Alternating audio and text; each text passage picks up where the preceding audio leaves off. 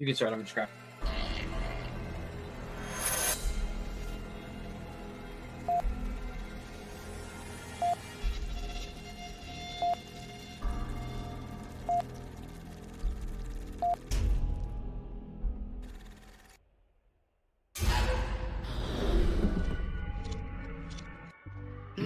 Box.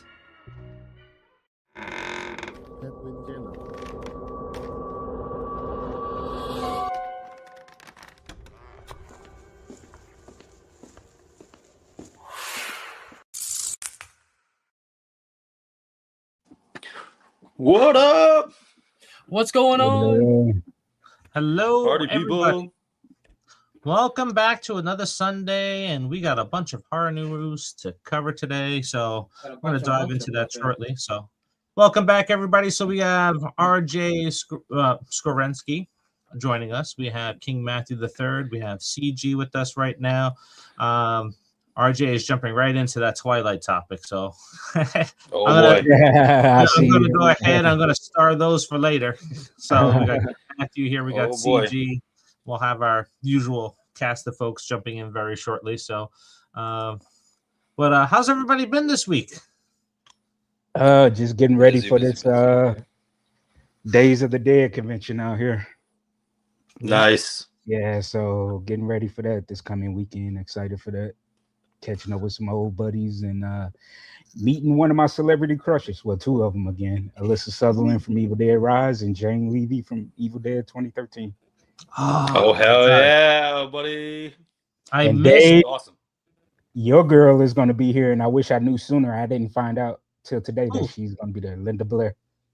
I didn't find out. Yep, you could have Yeah. sent me the stuff, man. I didn't find out. Linda until Hamilton's going up to Monster Mania. Yeah. Are you serious? Yeah. Yeah. Oh. I've been wanting to meet Linda Hamilton. Yeah, I missed out on that one signature for Evil Dead on the Chainsaw because I took a break from going to con for about a year, and that's when she showed up from the Evil Dead there. Mm-hmm. I was like, God damn it. But yeah, so you know what I found out today before we jump into the news and everything with our first topic. But I know no, you haven't seen this, but you remember the Burbs that came out in the late 80s, early 90s? The Tom TV Hanks. show drops in February, and it's a horror version of it. Well, the original Nice. was kind of a horror comedy. You know?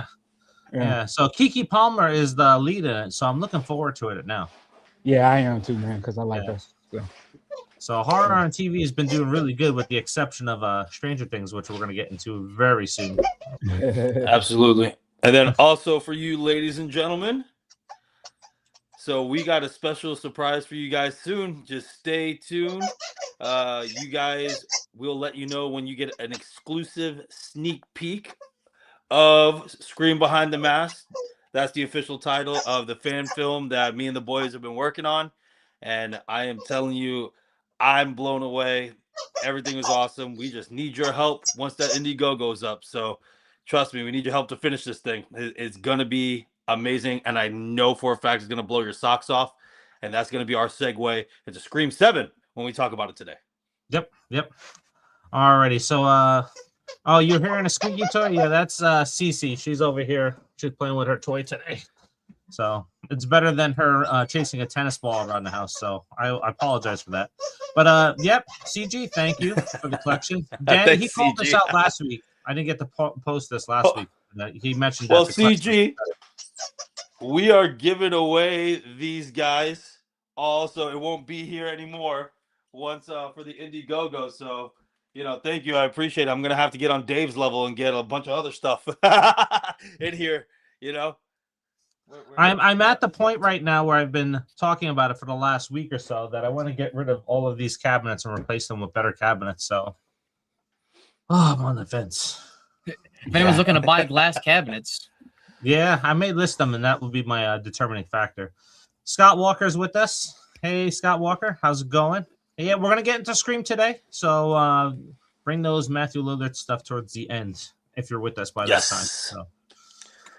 Alrighty, so the first bit of news that I want to go out, which I find a bit interesting, and I don't know, maybe you guys can tell me which one came out first or not, but Nightmare on Elm Street, Freddy's Dead, or Jason Goes to Hell, right? So Freddy's Dead came before Jason Goes to Hell, right? Yeah. Yes. Yeah, long before Jason Goes to Hell. Jason Goes to Hell Alright. didn't come. Wait, Jason Yep. Goes to Hell. Jason Goes to Hell was What in do the you mean 90s. Jason Goes? Oh yeah. No, Yeah, Jason yeah. Goes to Hell. Yeah, Nightmare on Elm Street did come out first. Yeah. All right. So it was recently released that the director of Freddy's Dead mentioned two shocking things. There was an alternate ending for Freddy's Dead, and the alternate ending for Freddy's Dead essentially was that the dream demons that escaped Freddy Krueger end up going into this kid at the end of the movie, and it starts the whole cycle over again. So no more Freddy Krueger, but we have a new character that's possessed by the demons, and that's how it was supposed to end originally, on a cliffhanger like that. The other thing that was mentioned was that the film itself has been cut apart from the theatrical release, along with Nightmare on Elm Street Part 4, where there's been a lot of scenes that have been removed by New Line Cinema and have not made it to home release. So it's changed the chemistry of the movie and the flow of the movie, what it was originally at, and she's kind of upset by that, but she doesn't know if it'll ever be found where the footage is, because back then that stuff was kept on VHS, it wasn't kept digitally, so those edits are very hard to come by these days. Well, back then they used to keep them on the actual film too, the film reel. So yeah, because remember the whole debacle with the Halloween 6 producer's cut. It's like that all over again. So I don't know, man. I remember being a kid and that was always the rumor, and we used to just chalk it up to BS that those three demons, sperm demons is what we used to call them. we're gonna go into the what was his name, Jesse or something? I can't remember the kid's name.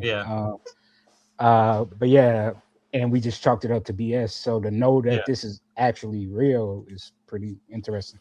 Because I never liked Part 6, man. Like, it was just silly and campy, and makes the conformity gate believers sound a little bit more realistic now, don't they?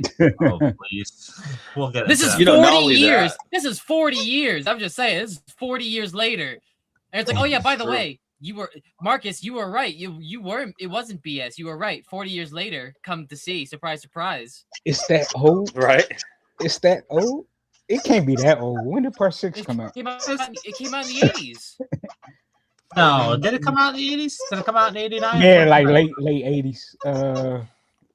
Let's see. Freddy's Dead. When everyone's on the computers. Came out 91. Came out 91. Oh, all right. Damn, I was 11. Yeah, so that is 35 years old. Yeah, stop trying to age it. Golly, man, I feel old. Well, it actually is going to 36 this year. That's crazy, dude. Yeah, I remember going to the theater and they gave us the 3D glasses for the last, few minutes of the movie. Yeah, I remember. I'm gonna pull a Kevin Hart. Damn. Yeah, so I don't know.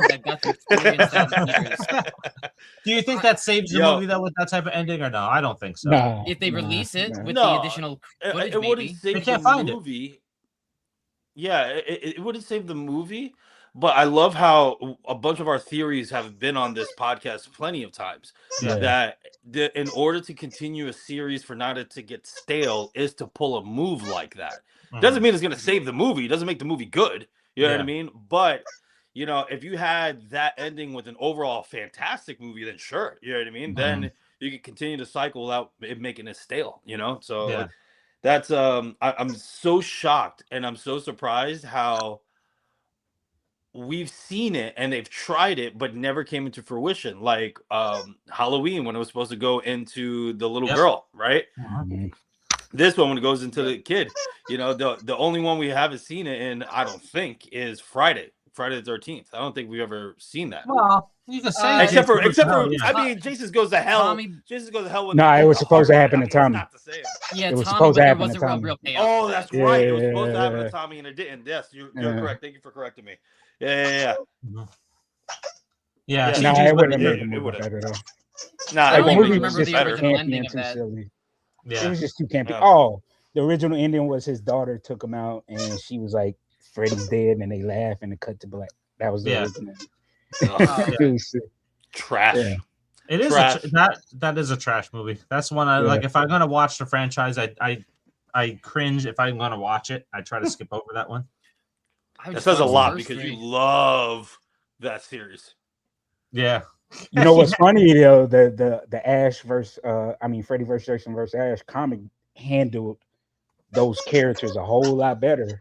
You know, the daughter and everything, making those characters handle that whole story, that whole arc was a whole lot better than a lot of those Nightmare on Elm Street movies. Dude, well, Freddy's Dead was just you know what? for money.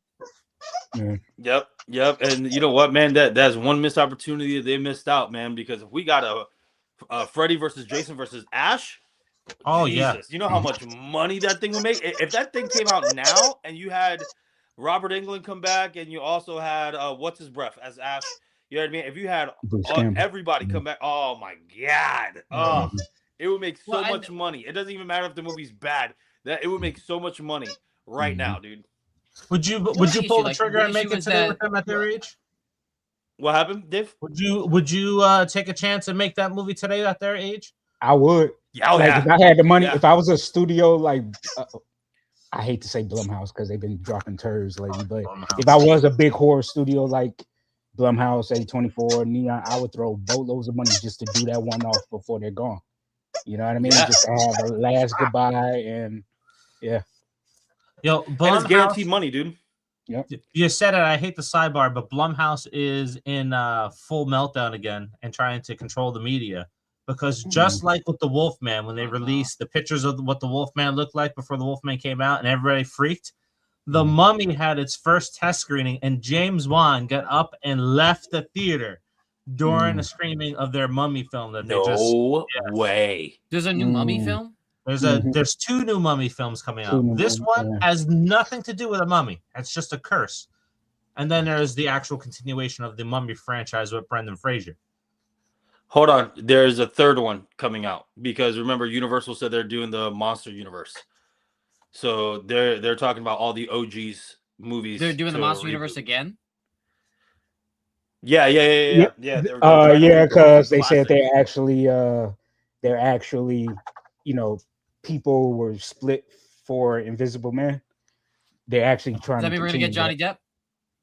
No. Continuing off what they had. Yeah. The suit, the Invisible Man with the suit. That was because crap, it was still, by the way. So we're getting it was still financially successful. It was still financially successful, and so they want to build off of that.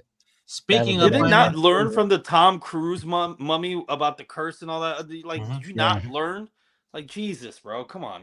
You know what? Honestly, I would have loved to see the concept of that was cool. Dr. Jekyll and Mr. Hyde come out of that. That would have been good.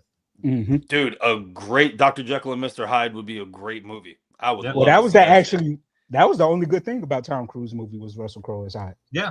I think the funniest part about that too is it's wildly inaccurate to the book because the book is that he just had a split personality. Dr. Jekyll was Hyde was safe. Yeah, so it's like it wasn't him turning into like some sort of beast. It was this guy's just kind of he's a little crazy.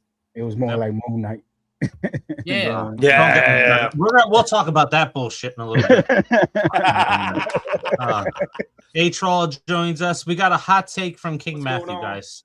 We got it. Let's see. Goes, this is probably a hot take, but I'm glad Freddy versus Ash versus Jason didn't happen because that would be fair for Ash because he probably would have gotten took out immediately by Freddy or Jason. Nah, you gotta read the comics, bro. You gotta read the comics. Ash is talking about gods. You got to read the comics, bro. The comics. Dude, Ash is dude. Ash is about that life, bro. Ash is the GOAT, bro. I mean, hell, just watch Ash vs. the Evil Dead if you can't like find the comics because they even in that he's doing some fuck shit that a 60-year-old man should not be doing. Yeah, bro. Absolutely. Well, that was one of the problems, right? Batman plot armor. One of the main issues with that series is if they made the movie, they didn't want Ash to win. They couldn't figure out how to resolve it. Well, no, like each studio wanted their particular character to come out on top. And then but we all know Ash would win. Ash would win, one, but two, that doesn't mean these guys have to be gone forever, right? Because we've seen it time and time again that they all die and they all come back, man. Like, whatever. Hell, that's how you do that, and you're like, oh, you want to make another movie with the verses again? Then you can bring in Pinhead and he resurrects Freddy, and Jason to do their bidding in a sense, and and then Yeah. I don't know. There's a fan film like that it's already, still- and it was yeah. good. I think I've seen that. Yeah. I've also seen But the you Marvel zombies and DC zombies versus the Evil Dead, which was really good too.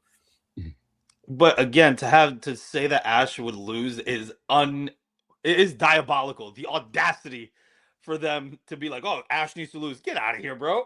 Yo, have you not learned? Have you not learned, like Marcus said, the GOAT, Batman plot armor, like Noah said? Come on, man. Yeah, he's written into the Necronomicon as the chosen one right off the bat. Yep. So and Yep, out the gate. if you put Freddy and Jason as beings that he's supposed to fight in the Necronomicon, they have to lose, regardless of whether or not it's permanent. He has to beat them. He has to win because he is the chosen one to save all of reality, pretty much. So let me tell King Matthew real quick. King Matthew, there's actually 2 versions, a part 1 and a part 2. There's 3, I thought. No, it's I just think 2. 3 series. Nah, the 3rd one got canceled. Yeah, it's only 2.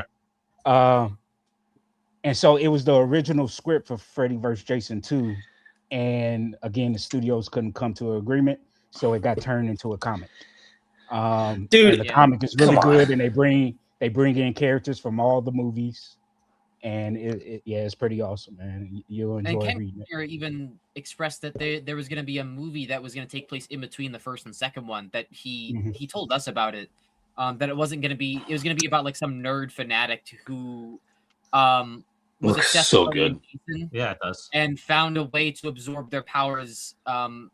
Absorb Jason's powers by beating him and then using witchcraft. And then after he was going after Freddy takes all of his powers and reconstructs his body, and lets him know that he was using him to get his power back. Yeah. That the story that they had pitched for that sequel for Freddy versus Jason was Freddy versus Jason versus Stan, and Stan was supposed to be. It would have worked again. It would have been like Scream 4, where it was ahead of its time because he was going to film some sort of like podcast where he's going to hunt for all these legends and these horror icons. And he ends up coming across those characters and accidentally resurrecting them and bringing them back out. And then, like Noah says, then he gains the powers and that stuff. So it would have been really good to see. Crazy. Yeah. And I don't know if that was like what they were officially looking to do, if that was Ken's idea. That was Ken's idea. Yeah. Okay. It was definitely it was a cool idea too, especially because if you use the Necronomicon as his means of bringing these characters back to life to obtain their power. Well, I mean, I guess he wouldn't have to bring Jason back to life because he was using the witchcraft to take out these characters, I think, so he could obtain their power. Because he's being bullied in school, and he went psycho.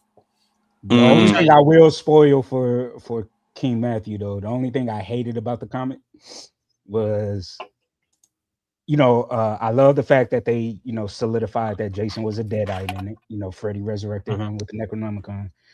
But when they made Jason into Fabio Jason with the long blonde locks, man, I was like, oh, that took me out. That took me out. That was the only thing I hated. But other than that, man, I love the series, man. It was a great story and would have been great to see in live action, So, man, when Freddy versus Jason came out, like I was poor, essentially. I was a poor daddy.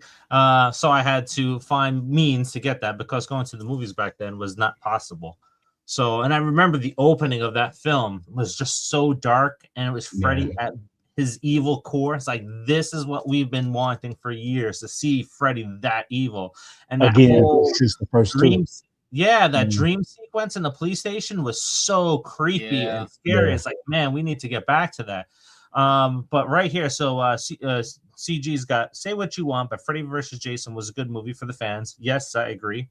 Long end fighting climax, a lot of the fights and kills, dialogue we don't hear anymore. Ash, Kruger, and Jason would be great before they retire. Yep. Now, the reason why I pulled this up real quick is the dialogue, and this is kind of ties into the story, and we'll kind of wrap it up on this topic here with Freddy and that. But the studio's cutting and changing the originals to today.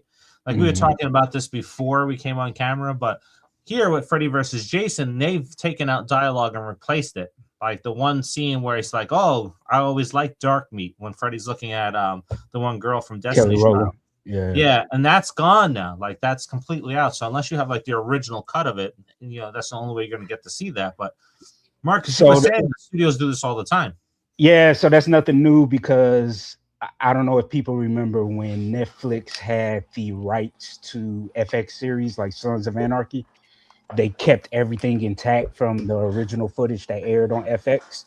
But then when they dropped Sons of Anarchy and Hulu picked it up, Hulu actually cut a lot of footage out of the episodes. So a lot of the jokes that were in the original series and original episodes are no longer on there. So the only way that you could actually get the original episodes intact is if you buy like the DVD or Blu-ray series, or you know what I mean? Like that's the only way you could get the original episodes with all the dialogue. But if you go on AMC did Hulu, that it's too. actually it's actually cut and condensed. And they did that for a lot of shows, especially FX shows.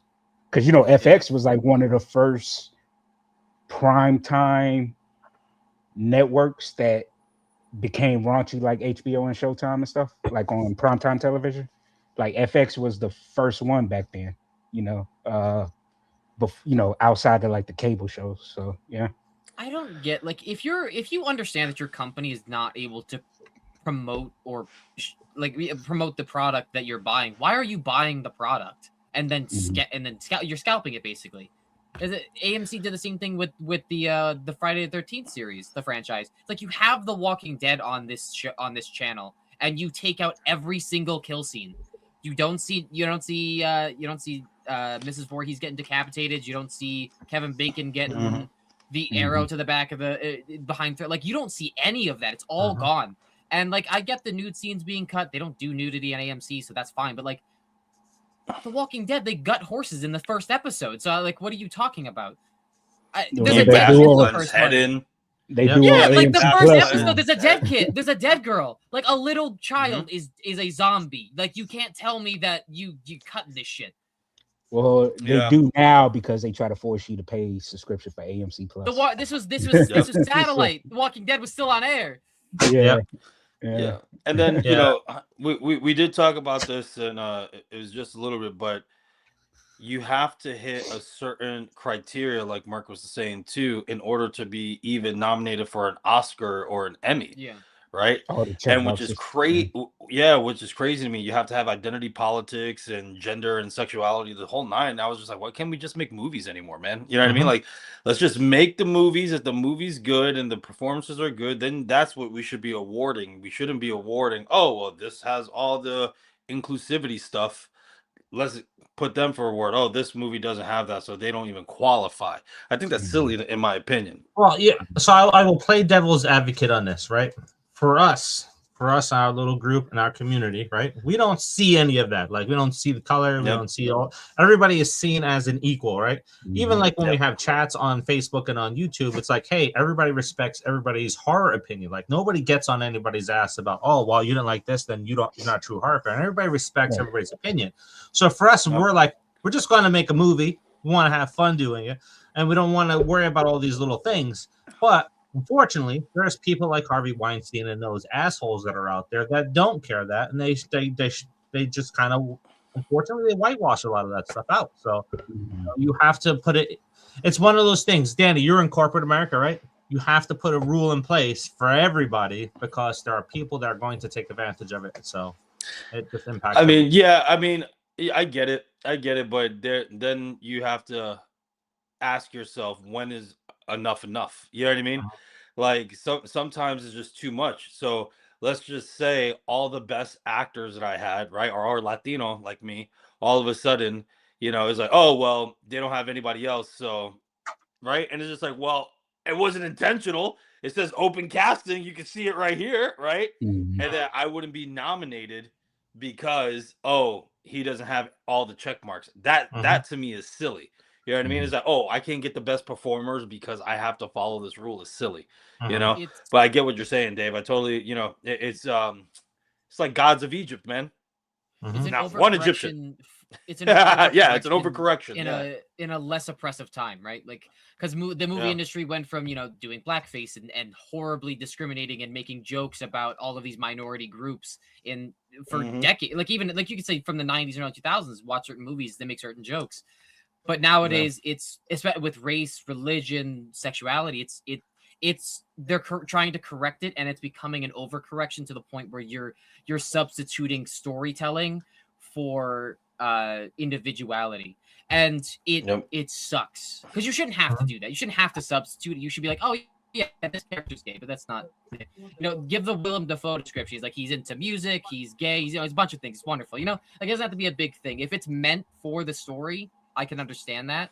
But if you're doing it just because you want awards or because you want a specific minority to watch it for the viewership or to let everybody know that you're inclusive as a company or as a production company or whatever, that's not why I want to watch your film. I want to watch it because I want to be invested in your story and the characters and the people who are portraying these characters and telling these stories. But I do. If you say you have to be inclusive, dude, if you say I'm inclusive, that means you're not really inclusive. You know what I mean? Yeah.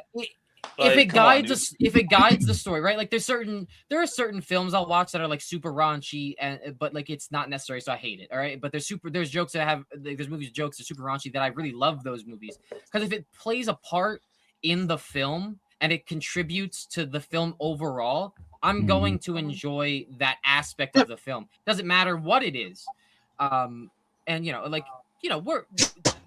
we're a diverse group for the most part. I wouldn't want to cast people based solely off of their who they are privately in their own home. Yeah, the identity politics. I don't need to know what you do. Yeah, that's the thing, right? Like I don't need to know what you do in the bedroom. Like that's not my business, right? Like I want to know how you can perform in front of a camera, in front of a room full of people while we're making a film. I don't like that's the thing. Like,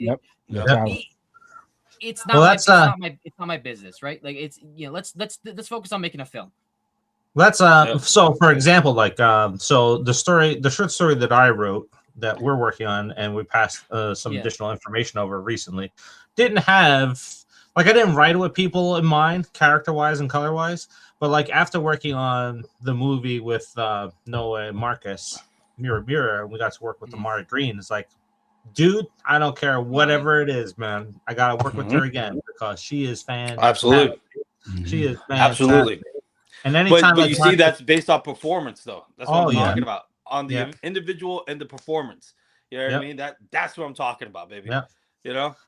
Like anytime Marcus is talking about looking to cast for a film and stuff like that, it's like you gotta reach out to her, man. She's gotta get into more stuff because she is just damn good. Yeah, she needs to be on the big screen. She's like Julia Garner. She has that presence, she has that delivery, just like Julia Garner. So anyway, moving on. Yeah, let's move on to talking about, well, this could be a little bit political related here because Sydney Sweeney's had a rough year because of certain ads, gene ads, and all this other stuff. So people are like, oh my God, her box office is suffering because of it. No, I think it's the quality of movies that she was probably in. Yeah, absolutely.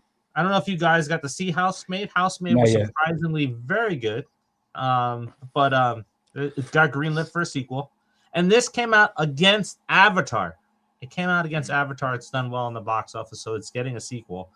So I love Amanda Seyfried anyway, so I was like, I was going to check it out anyway. I just haven't had the chance to watch it yet. I think the thing is, like, I think it's a bit of both, right? Like, without getting into like the nitty gritty of what happens, her movies were bad, yes, but I think that people were less inclined to go see them because they were no longer goggled by her Googles, you know what I mean? Like people are looking at her like, ooh, pretty girl, I'm gonna go watch it. It's like, ooh, there might be some things about this woman that I don't want to support, so I'm not gonna go see her movie, and it's probably also garbage at the same time. I think it might be a little bit of both in that in that realm. I have not seen this movie. I kind of feel like she's getting, I think it's a mix of what Dave said and also that people aren't like, as far as like what projects she picks and then how it's marketed and everything, but also because to me, I actually feel like she's talented and she has potential to be like a really good actress because I loved her in Euphoria. I liked her in Immaculate. You know what I mean? I thought she was really good in Immaculate, even though the movie kind of fell apart. She was great in it. But I think it's also people not giving her a chance because of how she looks and they're not taking her seriously. And then, I mean, I think it's multiple variables that, is in play. I mean, I guess, but her looks were pushing her career a lot and then the whole thing happened with the ad, and then her movies really died off in 2025. Yeah, but you know what? After she also played into the look part of it. Yeah. So she was using her sexuality to get people into the theaters, and then she tried to switch over to do more serious roles, and people like, no, we don't want to see you in that. We want to see you in this other thing. Yeah. Now, I could agree. Yeah, I could agree, but here's one thing that I'm going to add to that is that because of the check marks that we just talked about, that's why, right? It's just like, oh well, we need this, and this, right? And if they can't do that with her as well, then that's why they're not going to have her in there. Because I mean, we've seen plenty of people that were good looking that turned into a serious role, and it's like, God damn, this chick can act. Not only is she gorgeous, she can act. You know what I mean? Yeah. So I just feel like you said, Noah, with the overcorrection, that's a part of it. I agree with Marcus as well. You know what I mean? That's a part of it as well. But it's just one of those things too, that as an actor and as a stunt guy, like when I was in that role back then, you take any work you can get, man. You don't give a damn if the movie's great or not. You know what I mean? It's one of those. It's just like, oh, it's a paycheck, right? Right. And so when that ends up happening, it does ruin some people's careers. We just talked about it before. Gerard Butler, man. Gerard Butler was king of the world, and all of a sudden, crappy movie after crappy movie after crappy movie, no one wants to cast him. But it's if we want to go even hella back, they told Quentin Tarantino not to hire John Travolta. Remember? They're like, oh, John Travolta can't bring box office numbers and pa pa pa pa pa. And John Travolta's like, nope, I want him in here. And it revitalized his career. Right? Because John Travolta was a fantastic actor. It's just all these other people have these things in mind, these box marks that we have to hit. You know what I mean? And that's why certain people don't get cast, man. And it's just wild. It's just wild to me. It's just super wild. If you are super talented, you should be given a shot. Just saying. And now, too, the state of the industry, I mean, I hate to, really say this, but now it's gotten to the point now where some actors are being cast based off of their social media following. Like, even if they're not talented, because they got millions of followers, they're getting the yes. role. I've seen it many times. I'm like, what is all these? I'm not going to list names because I don't want us to get canceled or anything, but there are a lot of movies with social media influencers on there, and I'm like, God, they're such a terrible actor. Why are they in this movie? And sometimes not even a small role. Sometimes it's a big role. Major role. And you're like, oh, why? Oh.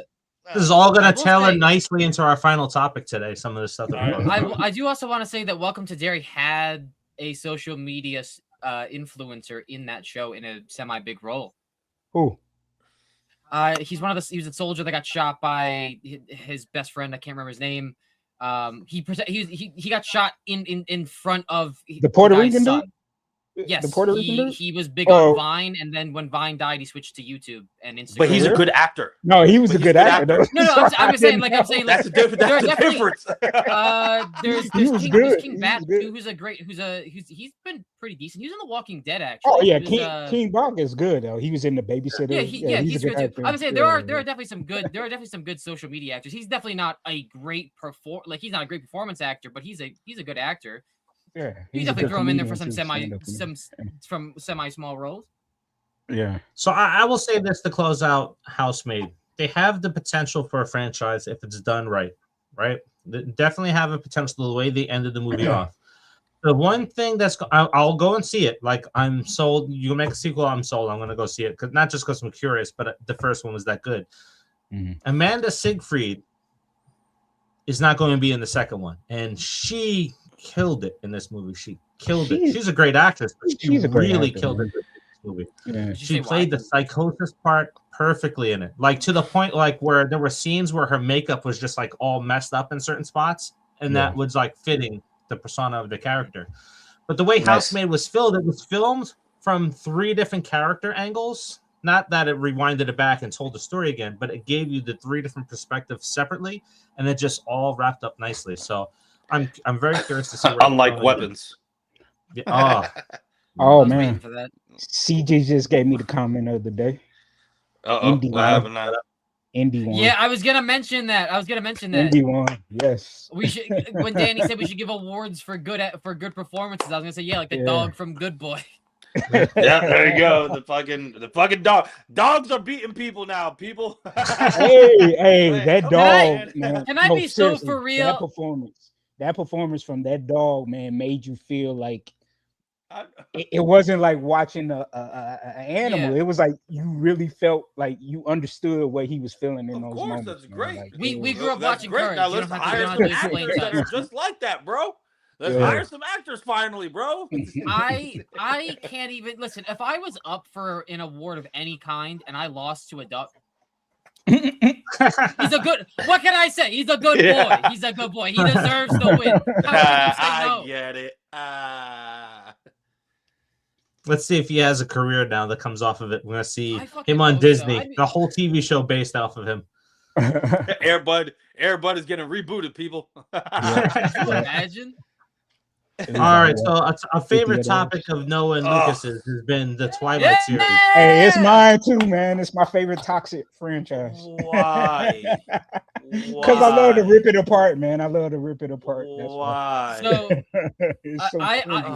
want to say something I want to say about It's this so too, right? crazy. So yeah, they were talking about doing this, and I don't know how many of you, Marcus, might know about this, but there is a huge online presence for Twilight fandom shit posting. There's several yeah, I know Facebook about it. I pages. never They been just on did a there, but yeah. convention not too long ago, like their first ever convention. Like there's a big fandom, and the fandom has all agreed that if they redo this and Kristen Stewart directs that. Oh, and by the way, Robert Pattinson said he would come back too. He'd be interested in doing it. Oh, good. Okay, listen, right? I'm If shocked Robert about Pattinson that. comes Robert back, Pattinson, though. I'm shocked about listen, that because he hated it. I can't get the hate. He did hate it, but he makes fun of it now to the point where it'd be funny if he came back, because it'd be a scary movie thing, right? You'd be getting your scary movie Twilight trilogy, Yeah. basically. All right, But so the fandom, hold on. The fandom has been saying what they want is Robert Pattinson to come back and reprise every single role. So here's the thing, right? So I get why some people don't like Kristen Stewart because of her relationship with Robert Pattinson and how it ended, all the other nonsense. But one, she's a talented actress. She wants to direct the movie, but she's not looking to direct it the same way that it was, having it all a sappy romance. She wants the horror elements of it. She wants a more gorier, more darker side. So more like True The Blood. book, Yeah, dude. All right, I'm gonna be upfront and honest, folks. You hear it here. I used to be a fan of these due to a relationship eons ago. Okay, when this first came out, and I did read the books. Listen, man, no, it is a romance. I It never is a read romance, the book, so. and it does have your dark elements, but you can't make it too horror without this shit, and you can't make it this shit without this shit. You know what I mean? Like no one wants. Plus, no one wants her to direct it, man. Like you need a better director in order to do Twilight properly.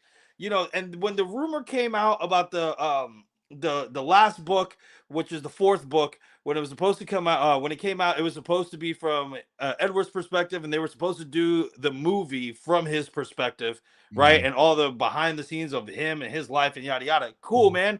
That at the time. Now, no, like I don't want any of that, man. Like I said, you need someone that's super talented to do this. You know what's gonna end up happening is if they make it to a TV show or they make it to another whole franchise, you're gonna have what's happening now with all the bullshit of the new Harry Potter. I promise you. I promise you. We're gonna make it more like the books. The fuck they are, dude. I'm telling you. Oh, excuse me. Oh, I'm just. Oh no. Well, no. I wouldn't want to see it come back and have it boom, and then it just reshapes the entire vampire genre again, right? Because I remember, like that's when I was trying to get my book published. Was right when Twilight dropped, and it's like, no, we want romantic love story, vampire stories. Like, no, not everybody wants that. Not everybody wants that shit. Clearly, that is not true because it, like you said, reshaped the fandom, which means that a very large majority of people wanted romantic vampires. Listen, if you want a romantic vampire story, and True Blood, what else was big?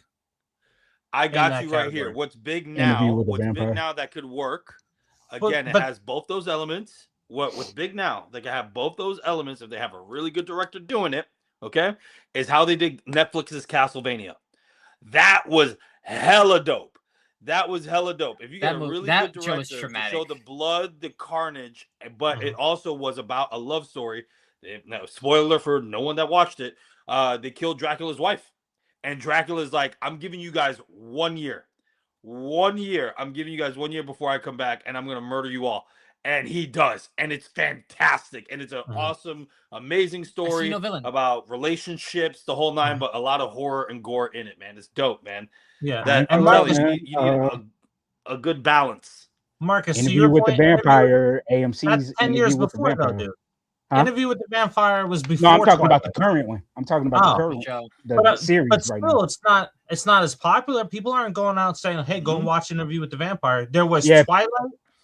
People and don't then know there about was it. True Because not Blood, too many people. and Yeah, that's right. it.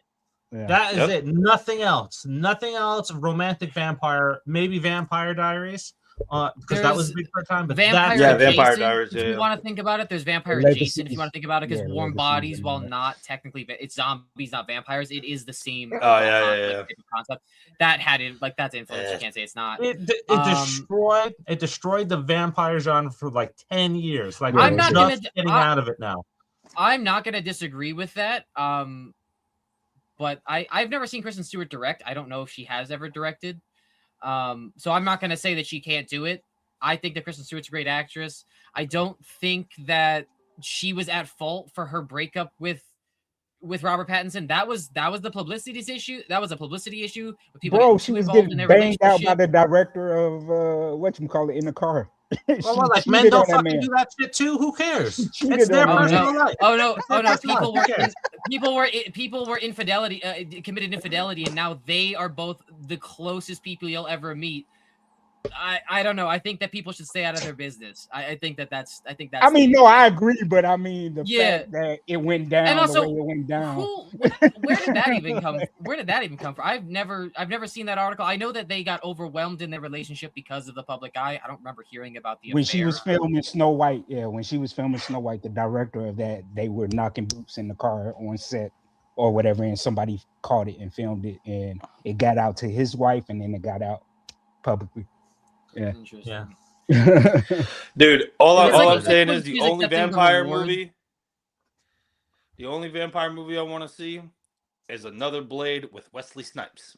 Yeah, we're gonna segue right into that. Let's get to some comments because that's our next topic is going to be Blade. But let's see here. King Matthew goes, I've never seen any of the Twilight movies, but I'm not sure how they can reboot the franchise because I hear Breaking Dawn 2 wrapped up the storyline perfectly. Well, it's supposed to be a reboot, but dude, people complained that it wasn't like the books, and it was overly campy and cheesy on certain things. There were huge things that were very important to the film that did to the story that didn't make it into the film. So that's why everyone was calling for. Oh my gosh, especially when they said that what was the fourth book called? I can't remember now. Was it Crimson Sun? Something like that. I don't remember. But the fourth book.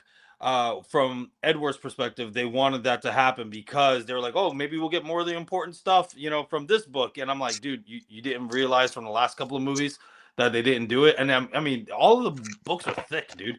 They're really thick and they're a big read. So the only way they can do it, honestly, with all the details and stuff, yes, you need to make it into a show. But like I'm telling you, you have to have a director that can do it. You have to have a director that can do it. And she ain't it. CG is I don't like her in general. What was that? She directed I'll look it up, Noah. Okay. I'll look it up. I think she had a movie that came out last year that she directed. I hadn't seen it, but I think she did direct some. Yeah. All right, so CG got I don't like her in general, but I like her as an actress, but I don't care if she directs or not, and feel that the movie's GBT Lucky remake now that not sure, and this is coming from a fan of Twilight. All right. I mean, I think she is. I think she is a decent actress, man. She has some good performances and some dramas and stuff like that. Last two movies I saw her in was the remake of Charlie's Angels, and she was the best performance in that. Yeah, she was the best performance in it. She was the best performance in that. She was funny as hell. And Underwater, which was like the Lovecraftian. With the love letter film or whatever, again, she was really great in that. I got you, boys. So Okay. she Yeah, has that one was CG. She has 6 directing credits, except for one was a film. So she directed a music video, a short, 2 music videos, a short, TV miniseries, and another short film. Well, so again, 2 shorts, 2 music videos, 1 TV miniseries, and then 1 film. And then the film on IMDb got a 6.6.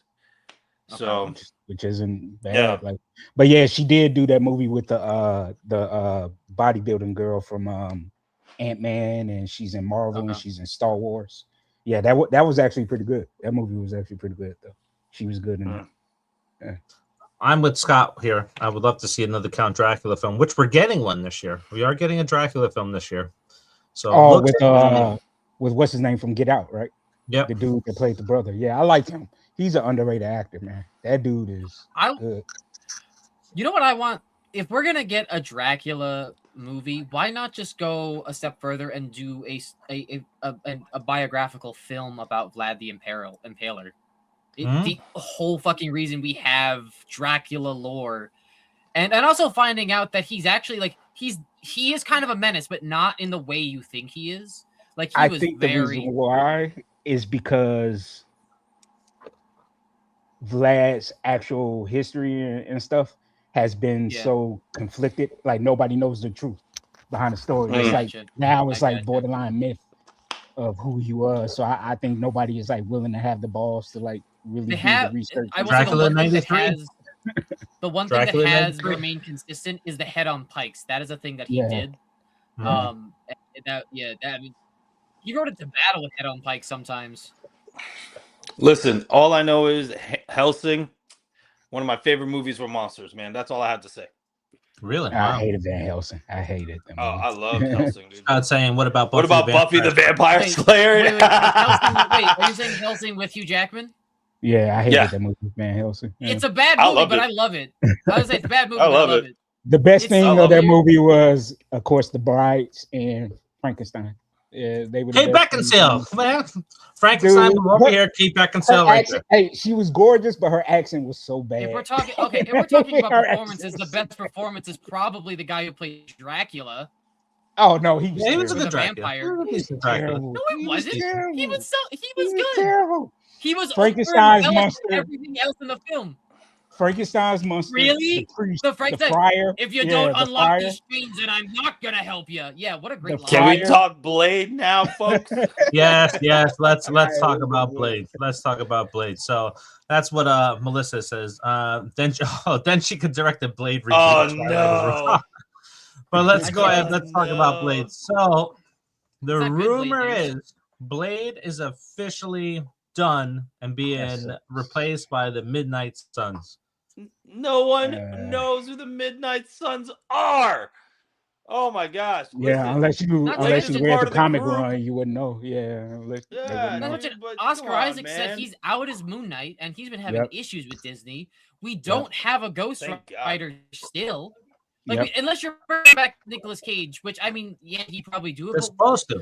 We're bringing back and Doomsday. But we're gonna bring it. He's so old, man. Like he's so old. Stop bringing back old actors to do these roles you want here for like 20 years. It doesn't work. We need an introductory to Ghost Rider. I want an introductory film to Ghost Rider. I don't want to see all these characters develop. I mean, we did twice and it didn't do well. Unless they bring back what's his name, the Latino actor from Agents of S.H.I.E.L.D. I don't remember who played Roddy Reyes, but I do like he Roddy was Reyes from good. that show. Yeah, he was good. Special effects kind of. Honestly, I'm a little pissed off about them canceling Blade for two reasons. One, the actor that was tied to it turned down so many projects and roles, and it would have been amazing as an actor for Blade. Deadpool vs. Wolverine was their way of letting us know they weren't going to do the film. Yeah, but you know what? He's a good actor. I think he would have been a great Blade, but with all the bullshit that was happening behind the scenes and how it was supposed to be Blade's daughter takes over and all this stuff, it's so dumb, dude.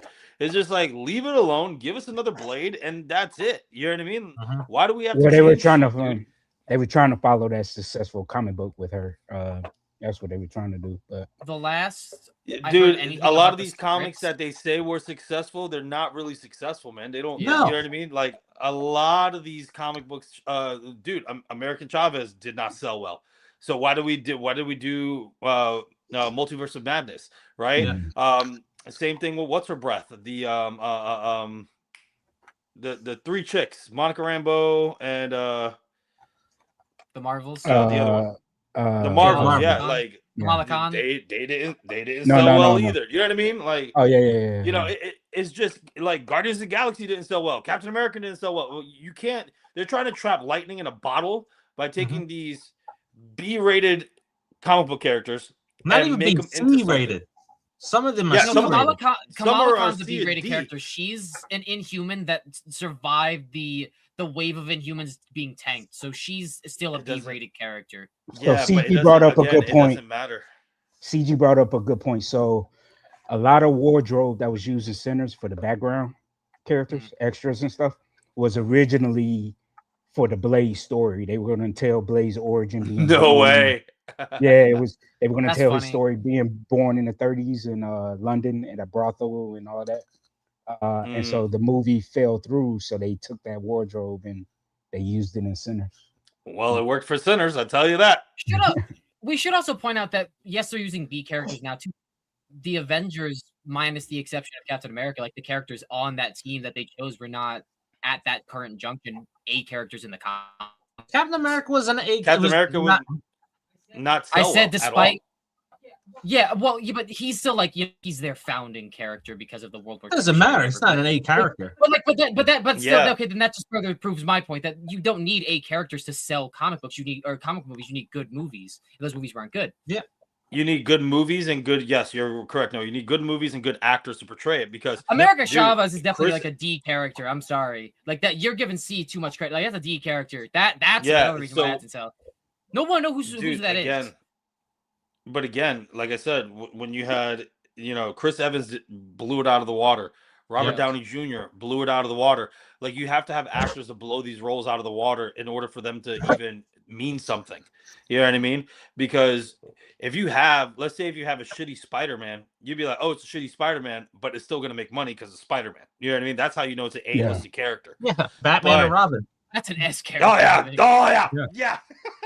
Yeah, Thank Batman you, and Robin. Example. Okay, everyone. There are three chill. S tier. There are only three S tier characters I can think of, and it's Spider-Man, Superman, and Batman. I don't even know if Well, Deadpool Superman's too. S tier. Deadpool's super Superman popular. makes way more money than Batman and Spider-Man combined, so I can't agree with you. Does there. he? I don't think so. Yeah, he's the number No. one comic book seller No, of all time. Yes, he is. Nope. The number Yeah. one comic book character was Spider-Man until Spider-Man. Ryan Reynolds' Deadpool came out, and Yeah. Deadpool became Spider-Man's the number number one comic 4. book character. Mm-mm. Unless it's with the new run. Mm-mm. I'm talking about all time. Yeah. All right, we'll go onto the internet there. Mm-hmm. See if it's there. If that changed recently, that's a recent thing, but Spider-Man was always number one until Deadpool came out, the movie. And then Deadpool became the number one selling character. Well, now I don't know if this is going to be cited correctly, but this is probably That's the thing. I'm trying to get a reliable source. yeah. That's what I'm looking here too, because like One Piece is listed here as number one. Well, One that's Piece because manga was does in the beat out comic ranking. books now. Yeah, No, One Piece was number the 2 manga to beats Superman. out American comic books now. I'm just gonna have to go on this one because I don't know. Yeah, this Superman is number definitely one. Definitely worth the discussion. Definitely worth the discussion. Superman's in the number future. 1, 600 million. Batman's at 460, and Spider-Man's number 3. And then X-Men's number 5. Well, because you push it down to One Piece is number 1. But manga as a whole, I think it's just One Piece that out sells them. God, there's no articles. There's got to be something out there. We just got to do the research, just not on air. So we got a question since All we're in right. the comic Yeah. book realm. What are you guys think of the idea of Blade Spider-Man movie crossover, but with Tobey Maguire? Definitely just comics. Just like in the 1994 cartoon, they didn't get along. Do a different, or do you change that for the movie? I mean, you can for follow the Tobey- comic book lines.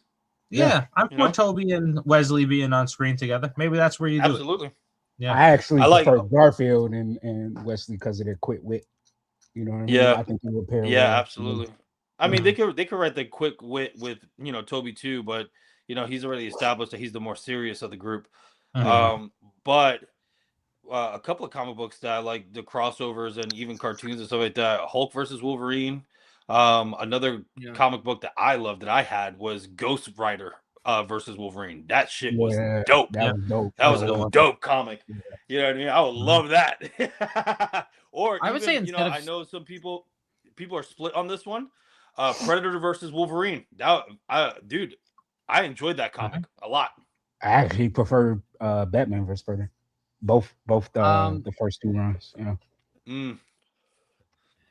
If we're talking about, this wouldn't be a bad idea, but since you mentioned the '90s cartoon, I've been saying it since they did X-Men '97. I want to see a sequel to that because I watched both. They are. Did you go to Spider-Man?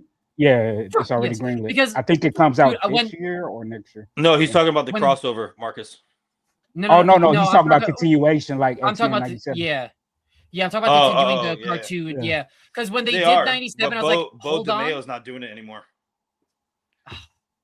I got so excited that they did X-Men '97. Like, all right, before I watch this, because I heard it's really good, I'm gonna watch both the original X-Men '90s cartoon and the Spider-Man cartoon because I know that they blend a little bit.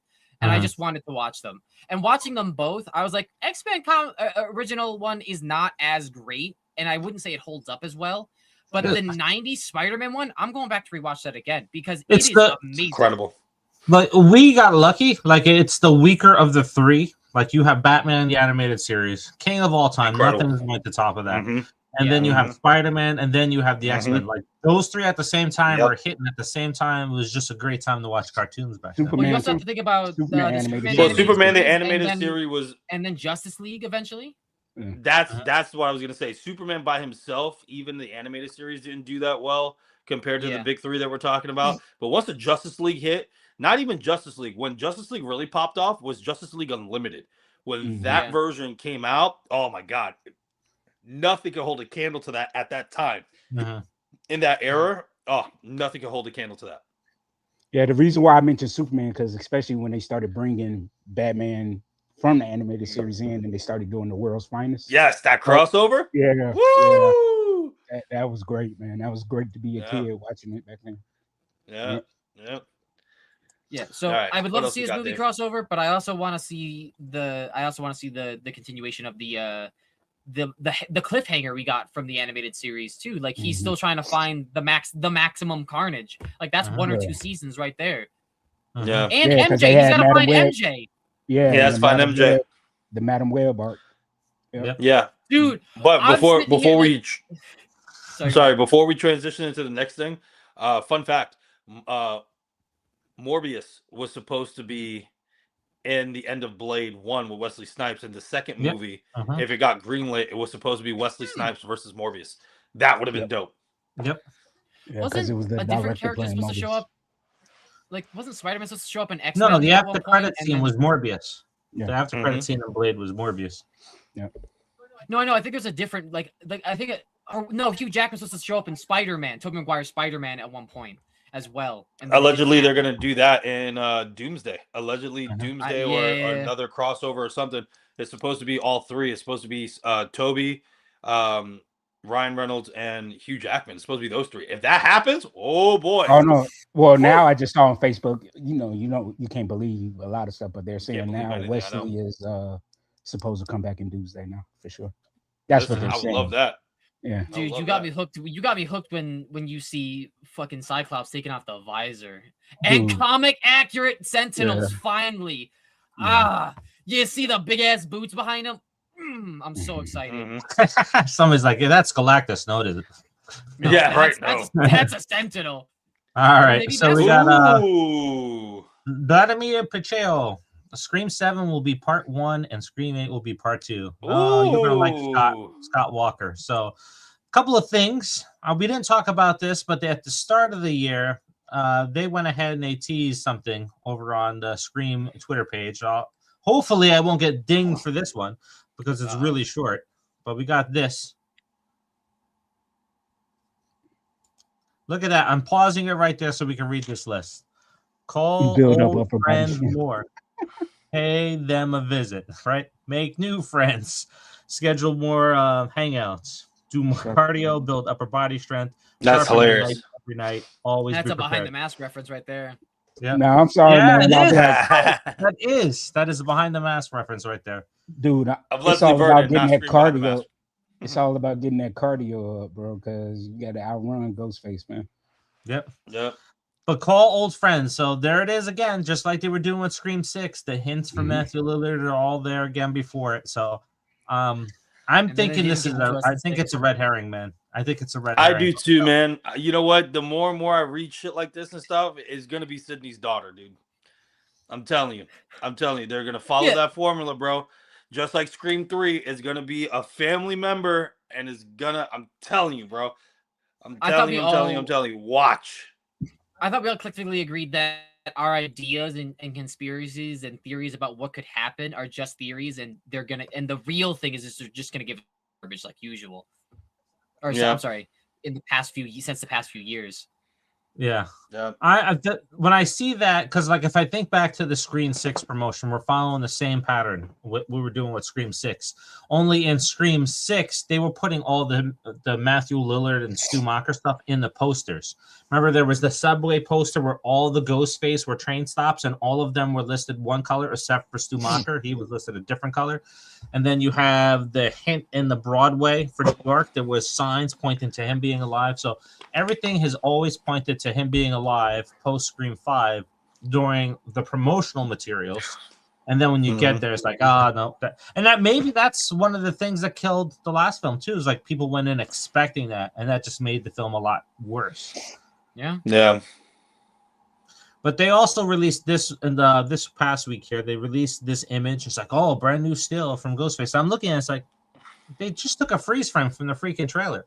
How is that a brand new? It looks exactly the same like we saw in the trailer because I've paused the trailer many times looking for things. But yeah, so that's the new little image there that they have.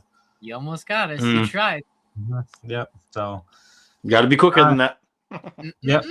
I have to say this, like, it's kind of gone quiet with the Scream promotional stuff. It was rumored that they were supposed to drop a shortened trailer for this film, and that was supposed to be before the end of the year. And then right at the start of the year, they were supposed to release trailer number 2 with new clips, and they haven't done it yet. All they've announced was this new image, the new little New Year's Eve thing, and that it's going to IMAX for the first time. And we are less than 6 weeks out, and we only have one trailer. Yeah, that's what I'm saying. Like, this comes out in February. I was gonna say it comes out in February. We have one trailer. You're announcing IMAX, which you're expecting a big draw, which means that you got to be putting in something big, right? Hopefully, like we're gonna get to see Big Daddy Lillard in the big screen. You know what? Like, Maybe the film. You know, we've seen it before. Maybe they just don't want to show too much of the film. You know what I mean? And that because we'll figure it out quickly. You know, so maybe it's that. I don't know, man, because I thought the marketing for 5 and 6 was just enough. You know what I mean, to get everybody engaged and interested. I wish they would have gone that route with the marketing, like they did for 5 and 6. You know, or maybe who knows? It's no longer coming out in February. Maybe they push it back. No, I don't think they'll push it back. I think they got the date. Here's why I'm not concerned about the lack of promotional stuff coming out, because it's so talked about in social media. They don't need to promote it. They don't need to spend money on marketing. They can drop one trailer and maybe drop another one, and that's it, because everybody on social media is going to be talking about it, just like Terrifier when Terrifier 2 was coming up. And Damien and them will talk about it. It's like, we didn't have to promote the movie. We had a fan base of YouTubers that are out there doing that for us. So that's where your buzz is from. So that's where it's coming from with this too. I'm just glad Lillard is getting work, man, because like he's in the Cross. He's one of the main characters in the Cross series too on Amazon. Yeah, and that's dropping in February or March. I think I can't remember. Yeah. Yep. So he's going to be pretty awesome in that too. All right, so let's take a look at some Scream questions before we go to Conformity Gate. So Angelina will be in Scream 7. Bro, Just leave her alone. Yeah. Just no. Just Again, leave her alone, please. that was something that just Bruh, it even should if have she's happened alive, then instead of now. You know. even if she's Please alive, leave it alone. the character was annoying in that movie. I don't want to see her again. No, I actually I know the original like the twist was idea, but supposed to be yeah. that she was Yeah. the other Ghostface, but no, just leave her alone, please. I'm not For even the saying, love like, of yes, God. it's not even it's not a bad idea. It's something we discussed a lot, but like thinking about it now, it's like I didn't like that character. That character annoyed me. It's like nothing against Well, the let actors. me The tell you actors, like, this. yeah, Let me tell you this. No one's gonna know who she is if you're not a that's Scream fan. also true. Yeah. Scream 3 is the notably worst film of the franchise. Unless you're a diehard Scream fan, it's not going to be a payoff. Yeah. It doesn't make not sense a big now. payoff. It would be like a mid movie payoff, right? Like you get another little Easter egg, another little cameo, and it's Angelina. But it can't be a final movie payoff unless as we said, you get the cult, and then you just have all these people popping up, and you get all of those references from every single movie. But other The than only that, person from the past that would make sense story wise showing up is Joel. Joel the cameraman. Joel is the only one That's that fucking- makes sense. You know what I mean? Joel, because of the twins. Joel is the Yep. only one that makes sense to bring It's back. Yep, funny Joel, because I think Joel, that- and Randy's sister, bro. That like you Yeah, said, yeah, that's yeah. the only way. Joel, the only Randy's way. sister, everyday fans would be and more Stu's likely to sister. remember Joel the cameraman too. I think that Yeah. you go as a casual viewer, you would know him more likely than you would know Angelina. Angelina was also like, But in they it already far less, I think. established. What's up? But they already established Randy's sister in the newest trilogy.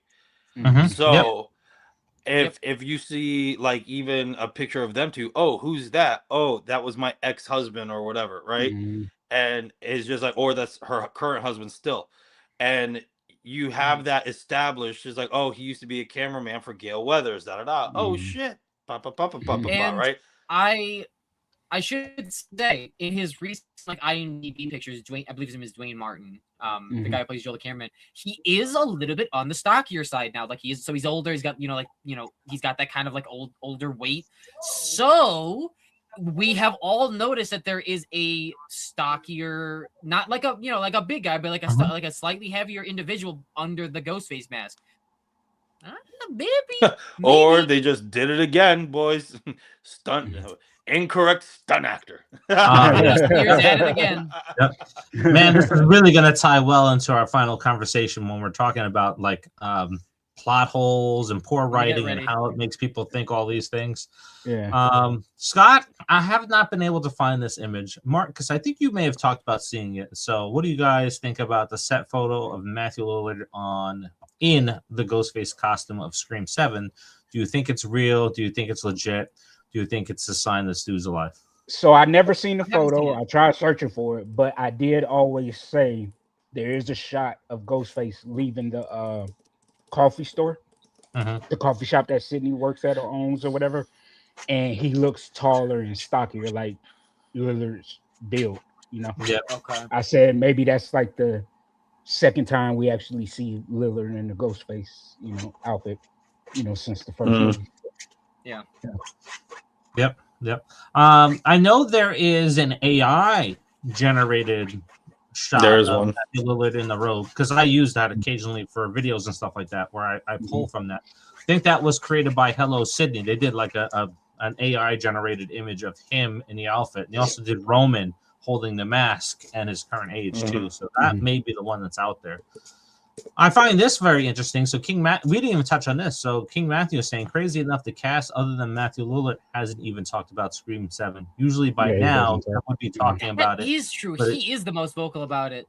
And he's been the most vocal during the press tour for Five Nights at Freddy's, I would say, if you really look at it. And guess what? He's barely in the fucking movies.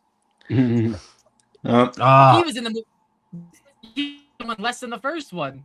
And he does more talking about this movie than he does in the first one, I think. Yeah, he and Skeet are barely in the circle. Yeah, I mean, Skeet was a cameo, and he is going to have, I will say, spoiler, he's going to have a bigger role for those of you who don't know. Like, he's going to have a bigger role in the third one. And I also think that they mentioned possibly going and doing a prequel at some point. I don't know if that's true, but I mean, they're doing that on purpose to have both of those guys together, man.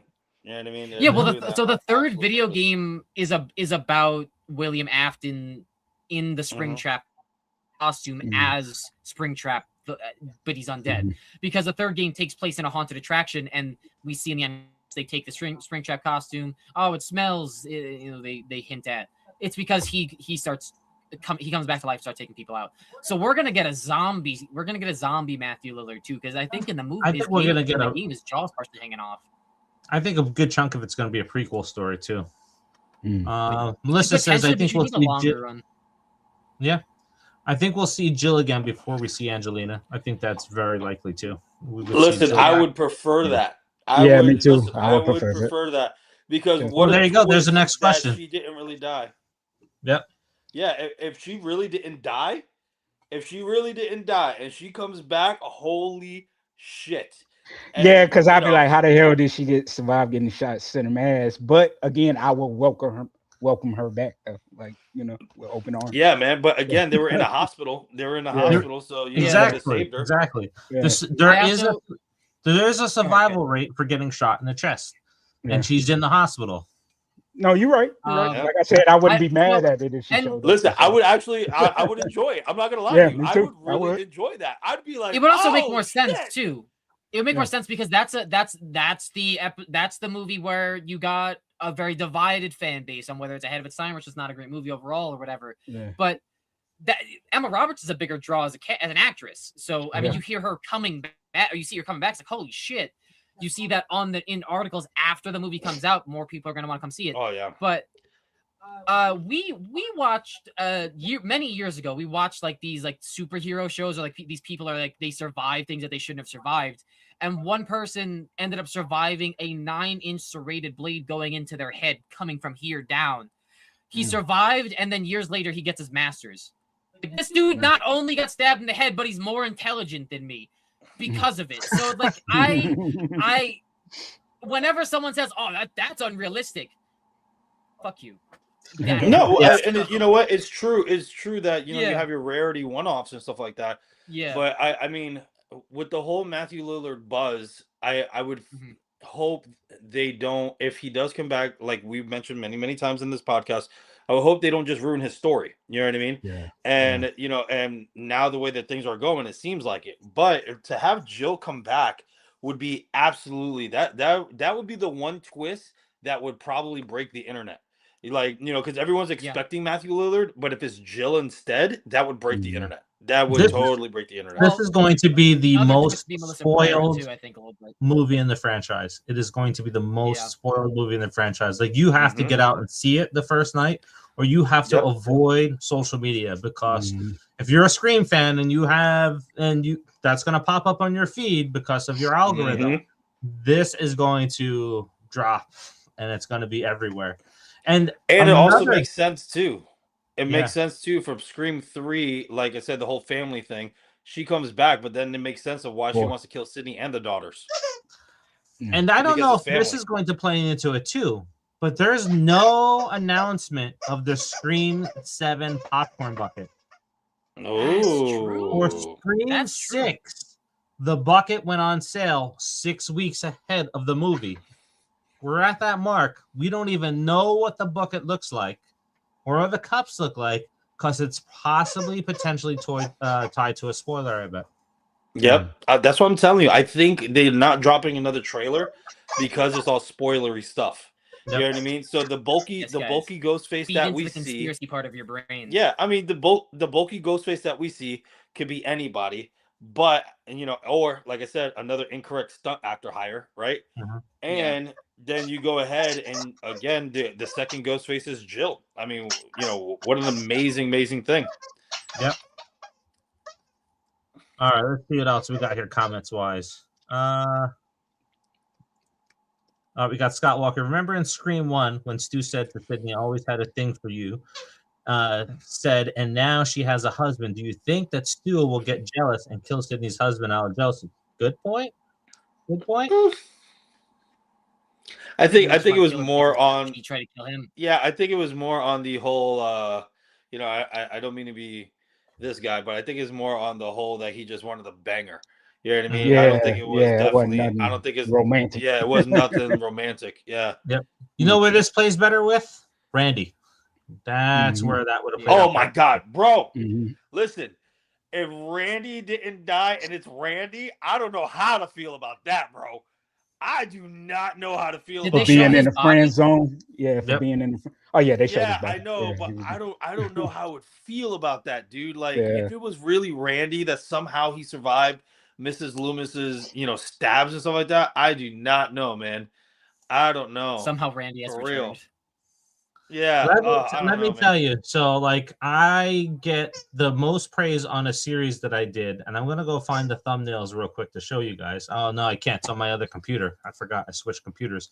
But I was going down I created a series on here. It was going to be another horror remake show, right, or the last horror remake show. And the Mhm. first 4 parts was what if Randy survived, right? So That's part crazy. 1 is the retelling of Scream 2. Part 3 is now where Randy survives and how he now fits the dynamic of that new world. And then we would have had a Scream 4 and 5 based off of what happened after 3. And let me tell you, I'm gonna pat myself on the back. The story came out pretty good, and those people that do watch it, it's just like one of my lowest turned out series on there. They're like, "When are you doing the last part so I can see how it ends?" It's like more people watch it. How do I do it? Because that one to edit is so tough because I actually have voices that come in. I have the Ghostface voice in there. I have different character voices in there to immerse you into the new story so that you can feel it. But Randy would have been perfect if he survived because he would have been a great Ghostface. I mean, of course, to answer King Matthew's statement, I think we're referencing if Randy survived long before the twins, before Scream 5 even came out. Like if he Mhm. was a Ghostface back in 3 or 4, before the That'd be twins were wild. even born. Yeah, Yep. That'd be wild that Angelina's really innocent, but the other one was Randy. That'd be yeah, super wild. That yeah. would be funny. Yeah, Randy Kinda would have funny. been the advisor on Scream 3. Ooh, Would've Melissa, been I the don't know how I advisor. feel about that. So maybe I don't know how I feel about that. What did she say? That this is the first Scream movie that we get a cliffhanger. It depends on how they Oh, do it. It Mhm. depends Yeah. on how they do it. Like if Dave's theory comes out true that it's the cult that we see at the end and it ends, all right, cool. You know what I mean? To set up for the next one. But like let's say for instance, they're going for the final kill on Sydney or her daughter or whatever, and it just ends and we have to wait for part 2. I don't know if I would like that, dude. If I'm thinking about it from a marketing standpoint, right? I'm taking off the fan Mhm. hat and putting on the marketing hat, and I'm thinking from Spyglass's perspective because Spyglass is horrible. I'm thinking that the end of the film, if they were truly bringing back Matthew Lillard, is your reveal. Maybe they do reveal him in the middle of the movie, and at the Ugh. end he gets away. And the reason why he gets away at the end is so your marketing materials for Scream 8 is Sydney versus Stu. You have the tail of the tape. You do the whole entire rundown of Sydney versus Stu one last time, and that would be in Scream 8. So that is something that I've always thought they would kind of do. And this is not me just thinking about it now with the new rumors. If you go back and watch when this channel first came out and we blew up on Scream, I was talking about this right after Scream 5 came out. It's like, this is what you got to do, right? You have Sam. She falls into that persona of Billy. You have Billy and Stu on screen one more time. Stu wins, and then you build up another film where it's Sydney versus Stu one last time. So that's something I that I want think. that in this movie, dude. I Yeah. still want that. I still want that Sam is all hush hush. She comes back and it's her and Stu. So it's Billy, like you said, she's full psychosis, bro. It's Billy and Stu once again versus Sydney. That is Yep. awesome. Mm-hmm. Let's see what other comments we got out there.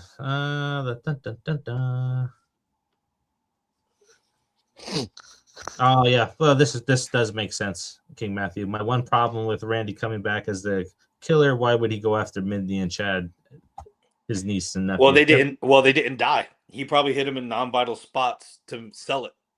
Mhm. Well, no, I think when we were talking about Randy, I thought we were referencing like before even 5. We were talking about like, Yeah, that's how I was Yeah, referencing. It would have been before. Yeah. before that. But if he were to come back, you know what I mean? Again, it would be crazy. It would be, you know what I mean? But I think all of our other theories were a lot better than that. But honestly, why Yeah. would he go for Mindy and Chad? Is because That's setting everything up. You know, Chad and Mindy We'll go didn't after die, their friend. Why and go it would after Sam? explain. Yeah, and it would explain why Chad and Mindy didn't die, right? Because everyone's screaming plot armor now that it's stupid and da da da. That would totally explain why they didn't die. He hit him in all non-vital points, and that's why. Yeah. All right. Let's see what else we got floating around here. Let me see. Let me grab one here. Oh, if we get a cliffhanger, should it be Ghostface kills Gal and leaves Sydney and Tatum in the burning Mocker house to end the film on a cliffhanger with Ghostface winning finally? I would I love still that. think I would love that personally, but I think the burning house is going to happen in the building with that I do couple too. that stays at the Airbnb. I think the burning of the house is at the end. You think? I So? think it's at the beginning. I think I it's think at the that the beginning. I think it's at the Airbnb kills beginning. in the beginning. They burn the house down. Sydney Mhm. thinks this is all fake until she Mhm. sees something online or some news article that says that the Mocker house is burned down, and then she starts realizing that the calls she's getting are not prank calls, and that's like your first 20 minutes of the movie or something like that. Yeah, I would agree with Noah. I think it's in the beginning. I think I that's think- the opening scene, actually. I think we're getting 2 openers. I think we're getting the opener with the couple at the Airbnb or a bed and breakfast, and then we're getting a Sydney opener too. I think we're gonna have like 2 semi-openers in 2 different areas. But Well, there's that's traditional because Part 4 did it. You know what I mean? Where Yeah. we had the Marnie and them, and then we had the fake out openings with the movies, and then we had Marnie, and then we had Sydney. You know, so yeah, it's tradition now. So. All right, let's see. Russell God Forever's with us. What's up, man? How's it going? The cream of the crop has arrived. The cream rises to the top. All right, so I say make Julia Roberts the killer. I'm She telling could you, bro. kill everyone with her Pretty Woman hooker boots. That's Rocky Horror. That's That's awesome. fantastic. But dude, I think Julia Roberts, dude, I'm telling you, that would be the biggest twist. I think it would break everything more than Matthew Lillard. I really do. Because everyone's expecting Matthew Lillard. And what a great fake out, man. Mhm. Telling you, what a great fake out if Jill actually comes back. Well, Julia Roberts, Pretty Woman. Oh, no, but that's her niece. Sorry. That's her niece. Yeah. You know that, right? Yeah. Yep. See? All right, let's see what else we got going on here. You know what? That's the twist. That's the twist, right? Oh, my aunt. It's All right, Sydney's other aunt. Let's see. We got Wrestling God Forever since he just joined us. Hey, Stu Macher's alive, and I got the perfect explanation after the TV falls on his head, lashes, and burns and cuts and broken bones on his face, but he suffered a long breathing issues. Yep, that makes sense. That's what Dave said. Yeah, we talked about the Dave said that respirator before on this channel. Yep. Yeah. Yep, makes sense. Everybody that's watching It's a good this theory. wants to argue that TVs from back then will kill you. It's absolutely false. 174,000 TVs fell on people. 1 person died Stu's age. I'm pretty sure people in like our group of like friends and family, we all know at least 1 person where a TV has fallen on them. We've known TV. I'm pretty sure I know a child who has had a TV fallen on them. It's definitely, it was definitely over embellished, like the electricity and the sparks and all that. It was definitely an over embellishment in that film, but still, like if you're going based off of a movie that exists within technically our reality because they're us as characters, then you would have to go based off of that reality's logic that he wouldn't die from that kind of injury. Yep. Unless a shard of glass managed to go right through his eye and pierce his brain. Like, See, like I debunked that too. Like, so like the Stu's Clues video that we run through all the clues, and the last movie they show a hole in the TV, and I show like a guy taking a baseball bat to a tube TV could not break it.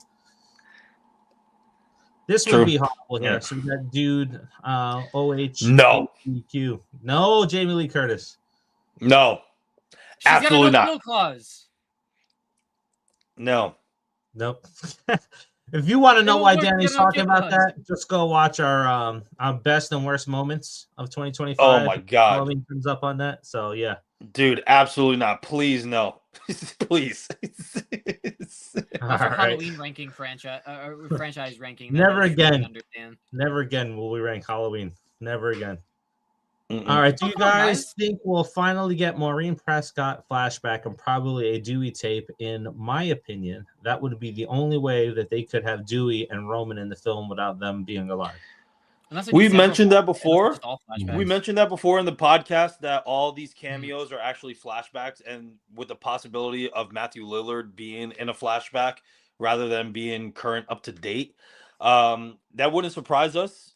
We even have a dope theory that if Sam is actually coming back, that someone planted that diary, in her home, that, before all this started, and Sam's actually adopted, and she's actually the child of Billy and Sydney. So, it's a possibility. I do think that with the whole lineup of all these people coming back, yeah, I do think it's going to be a flashback, or the worst of the worst that we said it's all AI fuckery. So, hopefully not. I guess. Well, I guess you could. It would make sense if it was a flashback, right? Like, because you do a flashback of Roman talking to Stu, and then maybe Stu is the one. Well, I mean, I think they said it right. Billy and Stu are the ones who took out Maureen. So he's in that Ghostface role because he's about to go do it, and they just they didn't digitally de-age his face because that's going to be in the movie, and that's why you're going to get all of that in a flashback. We're going to see Maureen's death potentially in a flashback. We still have another topic to talk about too, so maybe we'll come back and talk about Scream next week. But Scott Walker dropped this question early on. I would love to see Ghostface versus Five Nights at Freddy movie, or Ghostface versus Michael Myers movie, where Ghostface battles the Yellow Rabbit. Nah, keep Ghostface grounded and realistic. Yeah, because Michael Myers, supernatural element movies. Yeah, because Michael Myers, they recently made him a little too supernatural, and also prior to that, even when he was human, air quotes, that dude has super strength. There's no way that I think I would surviving that, dude. I think I would love to see like maybe a short film where like it's just them fighting, like Bat in the Sun when they do their superpower beatdowns, and then just seeing Michael Myers like you get to see the actual cult of Ghostface. They're fighting him, and he just starts coming at them and just taking them all out in a group like that, like Tyrese in The Walking Dead when he's fighting all the zombies with the hammer. Like I want to see that. Or like Michael in Halloween Kills when he takes out all the time Haddonfield people. Yep. Yeah, that's that's why I said the supernatural that was the only element. good thing about that movie. Their fear and hate makes him stronger. I'm like, what are we watching? Star Wars? Like, let your hatred grow. It's like, all right. Good. Yeah. Palpatine in the background. Yeah. Just wait for the doctor in the background to say, do it. Do it. All right. So let's a lot of the things that we kind of talked about kind of are going to lead to our next topic of conversation here. Noah's going to lead this on this. Stranger Things, Conformity Gate. It came, it gone. But there's people like Noah that still believe that there is an episode that is coming. All right, so Noah, go ahead, Noah. Noah. You're going to try and make me sound like some kind of moron when we're all... I'm not going to make you sound like a moron. Oh, there's people like Noah who believe there's these crackpots who are making these stupid theories over here, believing in something that's not true. Like, look, right, relax. Look.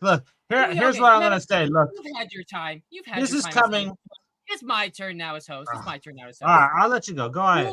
Out of the four of us here, who has heard and potentially believes that there is going to be something that comes out of this? I've heard of it, but I don't believe. I think there you go, Marcus. I think some official spinoffs and stuff are going to come out. Yeah, spinoffs are confirmed, so that's not something that I'm talking about. But no, the whole thing with L and all of that stuff, I'm like, nah. Don't worry, guys. Maybe I'll make one of you a legal idea. This is one page. This is one page, by the way. And log off. Mr. Dave, would you pull up the first picture of the gowns? Yeah. One of the biggest plot holes, as you guys like to say. Everyone's gowns are orange. Yeah, it's supposed to be green and yellow. Yeah, it's supposed to be green. It's supposed to be green. Or But yellow. the graduating class of 63, aka Henry Creel's graduating class, orange. And guess what orange is most often associated with as far as color combinations? Prisoners. As if these people are prisoners in Vecna's mind and world. And stay on this picture. We're going to stay on this picture because there's a lot of stuff that kind of ties into this picture as well. As you can see, everybody is sitting. Everybody's sitting like Henry Creel does. They have their arms crossed. Yes. They're all sitting prim and proper. There's another picture that we're going to look at later that that also ties into this theory as well. The third theory in this picture alone, the yellow sign in the back, right? Everyone's like, "Oh, that's just a mistake. Like all these are just mistakes, right?" In New Nightmare, the meta movie of Nightmare on Elm Street, there is a yellow sign, same exact color, and it says Freddy lives. There's also a special flashlight you can buy. It's like a Stranger Things 1980s themed flashlight, this blacklight reactive, and it comes with a little sign that in the same font, if you put the blacklight over it, it says Vecna lives. So that's just theory number 1 through 3. So we can. Oh yeah. Why? Look. You and all the other theorists. Why aren't you hitting on Dustin's hat being in the top right-hand corner? What are you talking about? The kid that's sitting. The first kid sitting behind the row of graduates, second from the right there, is wearing Dustin's hat. Why nobody talking about that? I don't see Dustin's hat. Yeah, Dustin's hat. There's red brill, white thing. You have a guy to the right of him that's wearing a tie. The guy to the left of him is wearing like a sweat top or some nonsense like that. What are you talking? No, all the way to the right. It's all the way to the right. There's Dustin's hat on some kid's head. Yeah, all the way to the right. It's of the people dressed normal. Yep. In the background? No, in the background. Yeah, so you're talking about a character in the background. Also, by the way, since you want to talk about background characters, every single fucking character in that background is looking at the camera directly. They're not looking at Dustin. That character that you're mentioning too is looking at the camera. He's not looking at Dustin. And there are several instances in season 5 where characters look at the I'm gonna say this right now. To the audience. Coming from the fan theory person that has a show on there, if you go all the way to the back row, top left, there's a guy not looking at the camera. He is looking off to his right. I didn't say. Yeah, in the gray suit. Yep. Yeah, look at that. All right.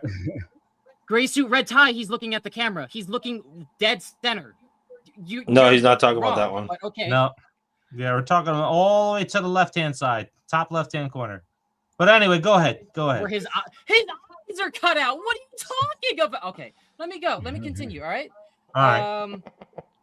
Let me just hit that check. There are 30. There are 30. Let's keep it going. I'm not gonna talk about that one. So, do they film on sets or do they film in people's houses? That's what I need to know. Do they rent out sets or do they film on a set that they build? They usually build sets or rent out sound sets. stages. Okay. Yeah. So if they keep their sets and they build on sets, Mike's basement room, the carpet changed to blue or changed from blue to orange. The group at the Squawk, go to the checkerboard picture where they're all talking when Will's coming out. This is one of the last pictures I sent you. They're also sitting like, not that one. We'll get to that later. Side note, I do want They are Jamie also- Campbell Bowers as Freddy Krueger if they were to. I'm sorry for the low-res pictures. I apologize. But as you can see, once again, and I don't have pictures of every single character doing this, people are sitting like Henry.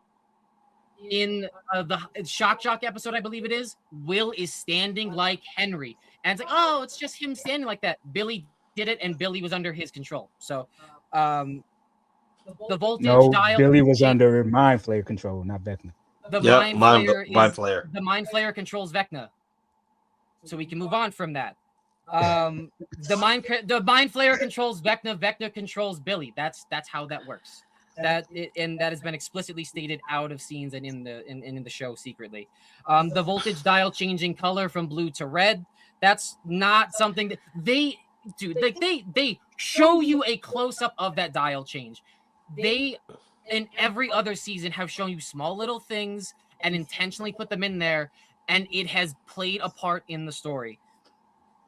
Oh, you can also show that picture. That's picture number. I didn't send you the picture. Sorry. Listen, this was I couldn't get the pictures out. The pictures are last minute. I apologize. All right. in the end credits, or not the end credits, but when they're talking about everyone's happy ending and whatnot, Will is in a bar sitting alone. Lonnie's her jacket, smoking a cigarette, something that his mother would have never wanted for him. And in the background, lights are flickering. You also see there's checkerboard in the background. I didn't get those pictures as well. And that's another thing we're going to go into as well. But there's a checkerboard in that scene as well. I think I figured it out as he's going along. I think I figured it out. Okay. All I'm gonna glad say, you this think is you figured it out. Sherlock all over again. Sherlock. The end of the movie, the end of the show, Mike looks like Henry. His entire family has Henry's haircut. Ted, Nancy, Karen, Mike, they all have his haircut. Everyone except for Karen is wearing glasses, and they're all Henry's glasses. You have every single character when they're in a scene, people behind them, directly behind them, they're all wearing glasses. Henry Creel's glasses. Also, I want to go back to the Freddy Lives thing, the new Nightmare thing. Who played Victor Creel, Henry Creel's father? Robert Englund. I know. Robert Englund. That's crazy. That's so crazy. Dude, you know what this reminds me of? This reminds me of fucking It's Always Sunny in Philadelphia. He's like this with the board. Yeah. Right? Listen, I had a fucking whiteboard. I just didn't have enough time to put it up. I was gonna go get Eggo waffles and everything. I was so pissed. Oh my god. His conspiracy theory board. I know. I'm glad you're noticing this. I'm glad you're noticing. I know what you must feel like with all of us in Scream, dude. Like, damn. Yeah, but I believe your theories in Scream. That's the thing. And they're right. The reason, it's because Noah. Again, no, it's this, man. Honestly, the reason why, like, I appreciate that when we are discussing theories, but they're very plausible. This is very, very unplausible. It really is. When the Duffer Brothers, I'm not done. Okay. It's just because the Duffer Brothers already said and explained their ending and stuff like that, man. Yeah. You know what I mean? That's the only reason why. They didn't. There's several contradictory interviews that they've done, especially over the promotional. Yeah. So hold. Okay, go ahead. Sorry, go ahead. I was gonna say, look, I have umpteen number of shows on this channel that are based on fan theories for different, not just Scream, but other things too. And the only reason why I'm not jumping on the Stranger Things one is because this is all capitalism playing out here. Because like you mentioned, right? You mentioned it's like, WWE is feuding with Slim Jim. Again, I will get. Hold on, I will get to that in a minute. You can hold your horses there. You're taking a range of my theories, and you can. All right, but I'm just saying. I'm going to explain it. I'm going to explain it, right? You have Netflix, and you have everybody's like, "Oh shit, we fucked up." But look what the fans are doing out there. They're raising all the concerns. Let's play into it so people watch more. Let's have them look for all these little clues and stuff like that. And I don't think that it's where they're going to have another episode. I think the plan is that 5 years down the line, when everybody's career is tanking, they're saying, we can come back now. We can come back now. All of a sudden, they're all older. They're all older. Yeah. They've all been trapped this whole time. 5 years later, dude. I'm gonna continue. And we'll get to that in a sec. We'll get to that later because there's more stuff to go into that you're not mentioning about them talking about Stranger Things. You also didn't mention your boy toy CM Punk, who's been talking about it too. Dude's got a horror movie coming out. That's why, and he's getting asked about horror-related topics. Okay. Wrestling interview. He was not being asked about horror stuff. I will get into it. Motor City Comic Con. David Harbour is promoting season 5 of Stranger Things, and once again, we're getting another person saying the real ending. We're going to get something that's going to end in real time. I sent you I know I didn't send you the link to that one, but I sent you a link to a different video with Sean Levy. Sean Levy talking about the final edit of the final script of the final ending. And he said he really loves it. So there's that. I have a couple more interview things as well. Where is it?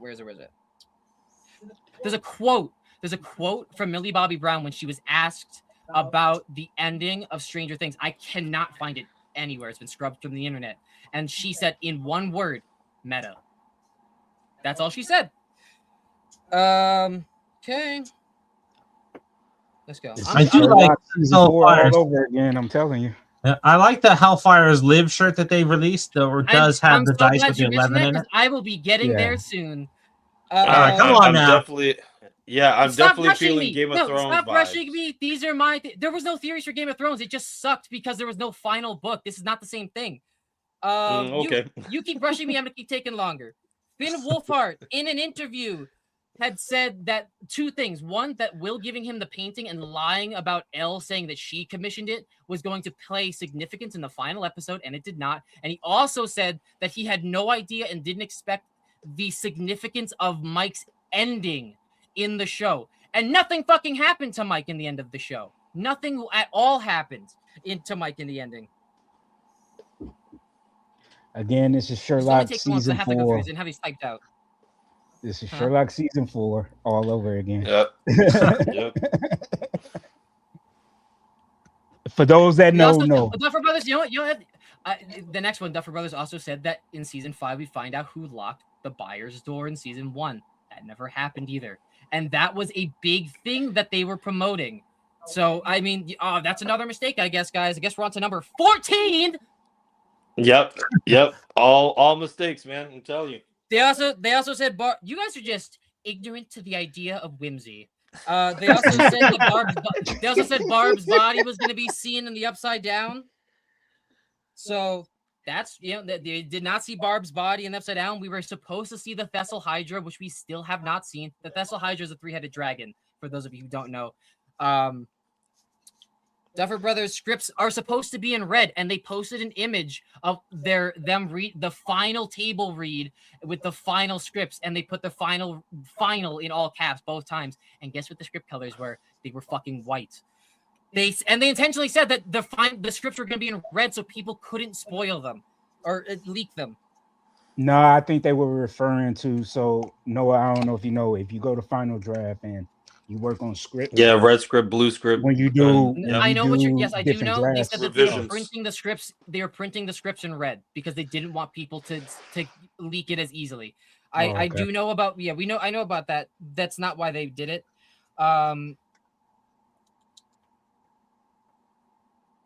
3 hours later. Shut up, Danny. Shut up, Danny.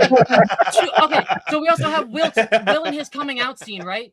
You think the big thing is the controversy? Oh, well, why do we need this big scene? When in actuality, there's two big things in that. One, the hardware store is not a milkshake store, but it was in 63 when Henry was around. And why does Will like getting lost in the woods when he was abducted in the woods? Those are two very big plot holes. So, I mean, again, or no, they're connecting you back to the 60s again and to things that happened in season 1 that don't make sense at all. This shit also comes up in the play. So, like, if you don't know, like, some of the stuff is from the play. Oh, maybe that's a thing there, too, is to direct you to the play. Mm-hmm. Yeah, because I didn't even know about the Broadway play until I saw, like, a video of Jamie. You can go to that picture that you had originally of Elle and Henry playing chess. Yeah. All right. In season 4, this scene right here, they're playing chess with each other, and this is supposed to be a metaphor for Henry using her at this at this current point in time in her backstory to get his powers back. Now go back to the picture of the coming out scene. They are on a checkerboard. They are being manipulated. They are being used just as 11 was being used in the backstory. And that's why they show the checkerboard, the chess board. You see, we do see checkered patterns popping up multiple times as well. One of the times we see it pop up is when I believe Max is wearing Vans. She's wearing checkered Vans, which makes sense for the time, but also she becomes more destructive at the end of the episode. It's like, oh well, you don't like. What does that mean? She was knocking shit down. She's breaking shit. That's something that she didn't want to be like because that's what Billy was like. This is not really. I'm actually brought this for a bit and forgot. But that one's like that could be good, whatever. Here's a good one too. So when Jonathan's taking photos at the end of the movie or at the end of the show, his video camera and his photos don't have timestamps at all. And every other time that a video camera perspective has been used, you've seen the timestamps, the date. We all know about the date stamps. We've all used cameras, like video cameras. And Oh, yeah, 420 Slayer. And I have a quote to read from this one. So in season at the end, he also says that he wants to make sure that the lighting is just right by putting up the curtains. And he's referring to putting up curtains because of lighting. So this is a quote from Murray in season 2. Most people, they're not wired like me and you, okay? They don't spend their lives trying to get a look at what's behind the curtain. They like the curtain. It provides them stability, comfort, and definition. So the idea with that one is that he's putting up the curtain of conformity, and everyone is under the veil or the curtain, so to speak. Here's my last picture that I'm going to read in a second. Yeah, so like while you're looking for that last one, like CG goes, even gay people say that was such an awkward coming out during the 80s. What gay people were going through then? It's also Indiana. It's also Indiana in the 80s. Look, I'm thinking that it was so prolonged because 7.5 hours of last season was all filler. So everything was just so long in the entire season. I just think they again. I'm gonna go off of my theory, man. I just think they didn't know how to fucking end it. They wrote themselves into a corner. They didn't know how to end it, and they had to fulfill the contract for Netflix. So how do we prolong this thing as much as possible, right? To fulfill our contracts, and then you just have all these plot holes. It's the same thing with Game of Thrones. They rushed Game of Thrones because those directors had another opportunity, and they're like, "Well, we have to fulfill our contract for HBO." They rushed the hell out of Game of Thrones. That's what didn't have a story to go based off of. But that's what didn't have a story to go based off of. I understand that, but they created their own story from their previous works. It's this is the problem with a lot of shows, man, a lot of movies, is that you have these people that don't know how to write and all this jazz, and then you just, we're doing it off the base of these works. Cool. We're seeing it in Marvel and stuff like that. You have so many comic book storylines that you can go through, and you botch it. Same thing with Star Wars. You have so many. They said the extended universe is non-canon. What do? They take from the damn books and they bring it in, and then they botch them because they can't write. And I feel like that's what happened with the Duffer Brothers, man. I feel like they just wrote themselves into a corner, and they were like, how do we now end this with only season 5? We don't have 6, 7, 8, and all this stuff. How do we just end it here? And this is what happened. They're like, I don't know, man. Just make it happen. All right, well, I'm going to continue because I'm almost done. Going back to that same scene, during that scene, Hopper also says it's not The Godfather. And that is a movie that notoriously had 2 endings filmed. Just want to put that out there. I'm not going to go into the lore of like that whole ending situation, but I think I sent you the picture as well. Okay, so I didn't send you this picture, but Karen, they made it a point that Karen was showing her scars at the graduation ceremony. And yes, it could be I will even say that it could be them just being lazy and not wanting to put the cosmetics on until I saw a set photo. So I will get to that. But at the end, when she opens up the door again and they do their call back to like, oh, Mike, you got to come upstairs, whatever. And she's in her outfit, no scars, right? And I was like, oh, that's just a mistake, right? I swear to God, I sent you a zoomed in picture, but it didn't show or send or whatever. But in that picture, it shows that there's visibly no scars. You can clearly see that there's no scars, even with the grain. In a behind the scenes set photo, she's in that exact outfit with scars on, almost as if it's throwing you off. It's like, no, she actually did have the scars. But the photos, you take stills of that scene, clearly see that there's no scars on there. So there's that. Did I send you the Hellfire image? Because if not, that I will send it now. I got one statement once he's finished. I got one statement on this once he's finished. Okay, so I can't show the picture, but about the 11 lives theory, right? Like they show like the little dice, the 20-sided dice. It shows the 11. It says 11 lives. The funny thing about that dice too, I will get to that as well. That's a theory afterwards. But if you look at that dice, what is that shaped like? It's shaped like a tesseract. And if you follow a wrinkle in time, the tesseract is used for time warping. So and there's a lot of little Easter eggs in there in the Hellfire Club shirt. That's just the one that I kind of looked at as like a wrinkle of time is prevalent in this show, in this season. Susie and Vicky are gone. They're nowhere to be mentioned in this whole season 5. And yes, Susie's Mormon. She's probably married with 2 kids already. She got married off. Vicky, she's not necessary for the ending because she's not a major character as far as like the group goes. She just found out about all of this. You know, it's like they didn't show Mr. Clark either at the end, as far as I can remember. However, it also plays into the fact that Henry doesn't know who these people are. They helped, but he doesn't know who they are. He's never interacted with them in any way. Even when they were helping, Susie was doing it from states away and had nothing to do with the overarching story of what Vecna was doing, so they had no contact. So he doesn't know who these two people are. And Stacy, the girl at the end who's hitting on Dustin, was the same girl who denied him a dance. Like, really, we're going to play into that heavy 80s trope. It's like, oh, well, now he gets the girl. That's a little weird, right? Like, she's the reason that he stormed off at the end of season 2 at the snowball dance and started crying. And Vecna knows who Stacy is because he was watching them at the dance. They showed us that in the season finale. Okay, almost done. I'm sorry. I'm almost there. I know, guys, it's a lot. It's a lot because it's too inconsistent to be inconsistent. I don't believe in coincidences, as Lukas said. To the camera, by the way. Mr. What's It game at the end of only in the last show, in the last episode, a What's It game pops up behind Derek. You see a board game. It's called What's It. Kind of weird. Because all of those characters too, yep, there it is. All of the characters who are playing the D&D board game at the end of the episode are everybody who was under the control of the Mind Flayer or under Vecna or Mr. What's It. And also when that scene closes out too, the door closes, the lights go out, and guess what you hear? The fucking clock chimes. It's kind of weird, huh? So once again, back. No, okay, you can go back to the Binders one. Go back to the Binders. I just can't wait to say my statement. So when this originally aired, this was in a different order where it showed the number 11, kind of hinting that 11 was alive. This was posted afterwards as on I think Finn Wolfhard's personal Instagram, where it shows this X is a lie, Instagram or Twitter, whatever you want, whatever it's on, but it says X is a lie, as referring to Dimension X was a lie that was made by Henry as an illusion kind of deal.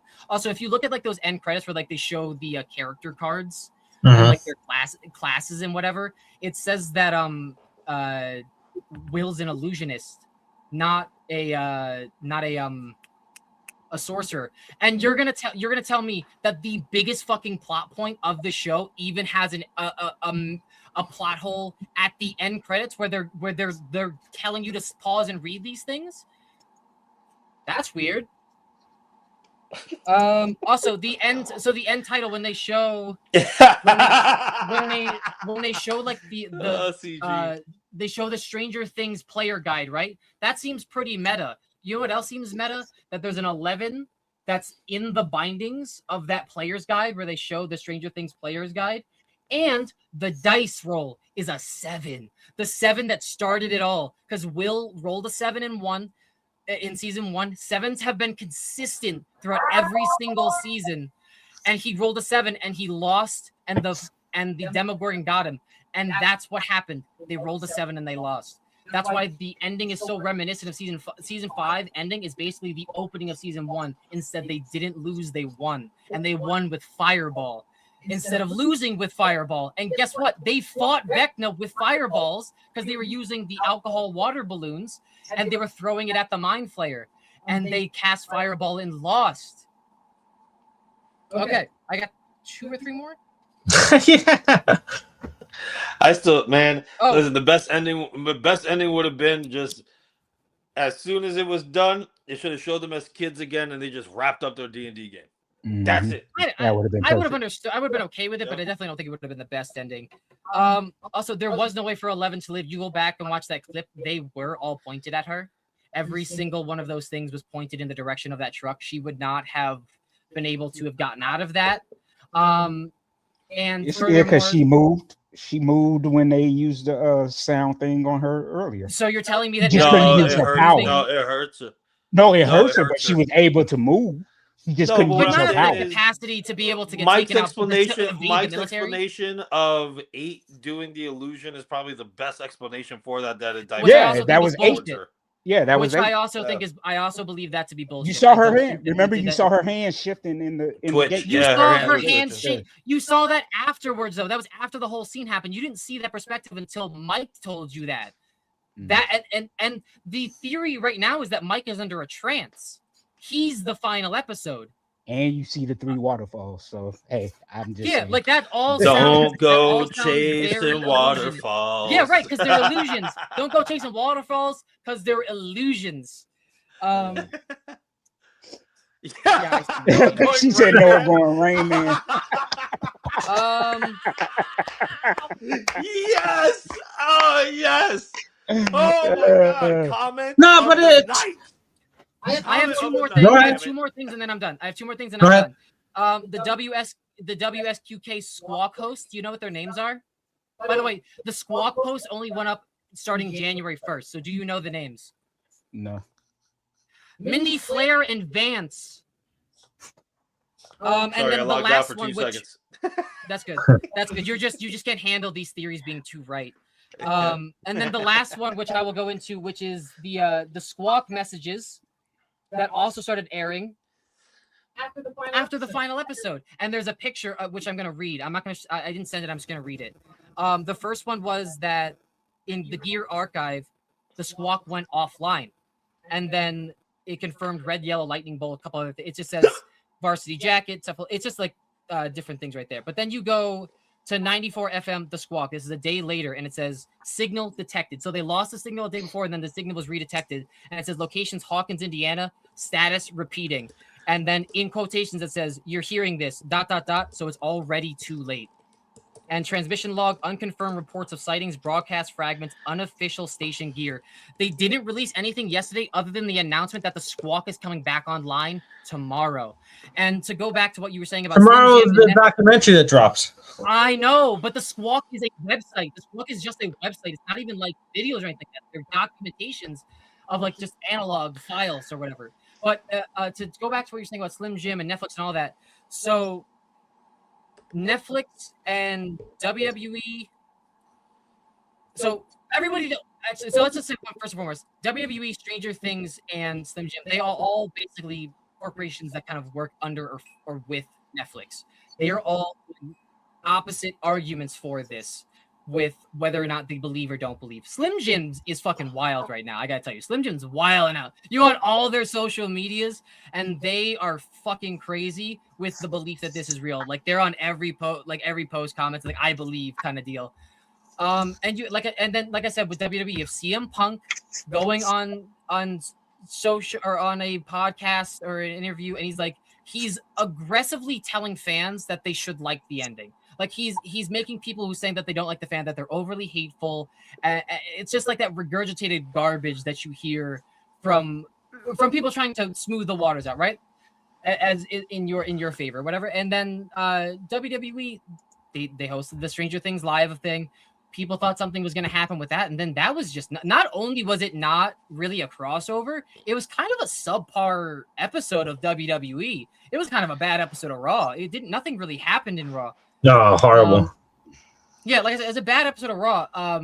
And there have been several people who said that the ending of this episode of this season or series is going to be wildly meta. Oh, and I also forgot. I just remembered because there's other theories here that I don't have because I didn't remember them. But one of the things, the woman who sings at the diner or the restaurant that they're at the end of season 5, Hopper and Joyce. Mm-hmm. That is the girl from the play of the Henry Creel's First Love.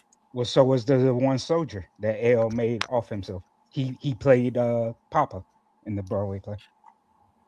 But there's significance, right? Like, so he played a significantly different part. That is just a one-off character who played a significant part in the play, whereas he played a young version of a character that already existed. They showed you that a character who's only ever been recognized in the play and is very important to Henry Creel is being shown right now. I wonder what Slim Jim's involvement is with Stranger Things. So this is what I'm gonna say. Wait, you finish your list? All right, go for it. Yes, please. I'm gonna quote. I might not have the exact words, but I'm gonna quote Hopper himself in the episode when they were at the lab, and they had to lift the big metal slab and slab, and what was it, the finale or episode 7? When they got the teacher involved Yeah, it was and like- the cameras. You're overthinking it. Yeah, he also, you know what's funny? I want to also steal a quote. You know, it's great. I'll steal a quote from Hopper from this series too. It feels like there's a lot of pieces missing to this puzzle, which has also been coming up too. So I mean, you could go either or. And listen. You want to call Joyce Byers? That's fine. I'll hold the fucking lights. I'll look into the fucking lights. I don't care. When I'm right, CG. I'll be calling- Yep. when I'm right. What? Yes, it's true. Yes, when I'm right, I'll be calling all of you, and you'll know that I'm right because I'll be saying, "Hey, Lonnie, how you Listen. doing?" And Listen, also- Noah, Go ahead. if you are right, Go ahead. Mm-hmm. we will give you your kudos, man. Like that. That's not even the issue. We will that's give not you the your question. kudos. You know this, but all three of us are like, this is highly unlikely. It's just ATA bad said, writing. "Don't go into the light, Carolyn. Don't go into the light." Don't go into the light. They're here, man. They're here. They're here to stay. They're here to say, listen. And the best part about it too is everybody who doesn't believe in the conformity gate has been calling the believers Joyce. And guess who was fucking right? Joyce. Will wasn't dead. Oh so my you can keep your beliefs. I'll keep my beliefs. That's great. And it's, you know what? It's fine too because I'll let everybody know. Ryan and I are gonna record ourselves tomorrow watching the watching the behind the scenes thing, the documentary. That's another thing too. They've been posting behind the scenes shit left and right. There's nothing that we don't already know about what happened in season 5 in the behind the scenes already. So the fact that they're doing a whole documentary on the series and we've been seeing back behind the scenes stuff, they have shows on Netflix dedicated to behind the scenes stuff for other seasons. There's stuff on YouTube dedicated to it. So this documentary is useless. So we're gonna watch it. If nothing happens, it's not gonna be posted. But if something happens, you're gonna get a special treat because we're gonna be doing something new, and you're probably gonna see me fangirl the fuck out because we're like, let's go. I just wonder, are they going to address the situation with the actress that played Max's mom? You know, that whole story is messed up with the cancer and not bringing her back and talking about blacklisting and stuff. So that's the thing, right? Like that doesn't really seem like a plot hole to me that she didn't show up in the hospital. Like, you could just say like, oh, she wasn't there. Like she just wasn't. They weren't filming. The cameras weren't on when she was there, kind of deal. Like that would be my thing. It's like she wasn't a major character in any season that she played in. She was only in like 2 episodes or 3 episodes of season 3 or season 2, and then season 3 and 4 she barely showed up. So it's like, I think it sucks that she lost a paycheck and it fucked with her being able to afford medication. But I don't, as far as like the film standpoint or the movie show standpoint, I don't think it fucks with continuity in a way. I do think that she should have been fucked over.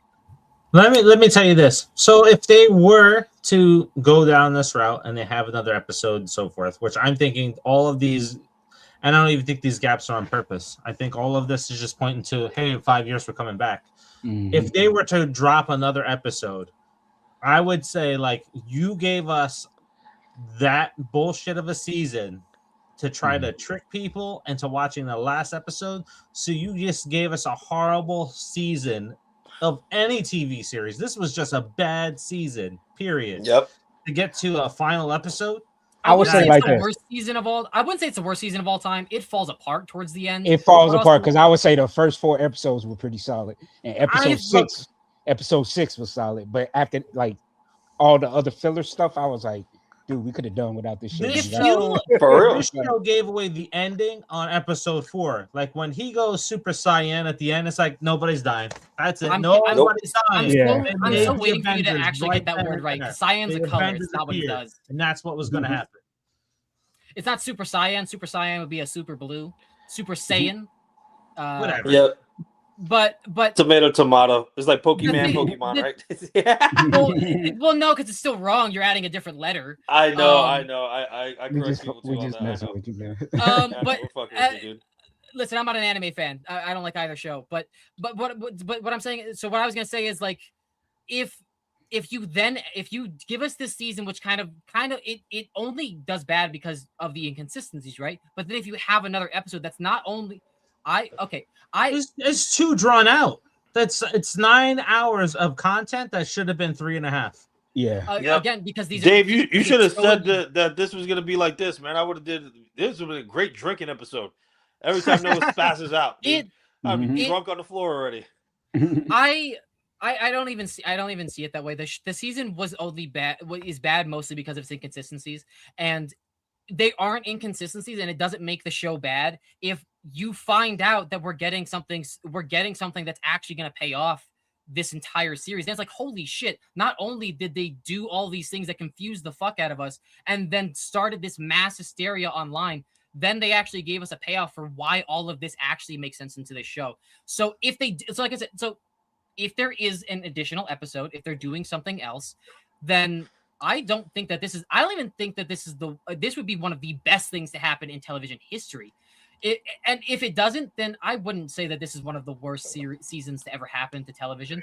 It's basic. It's definitely nothing where we got from season 1 and 4, because they were very much broader in storytelling.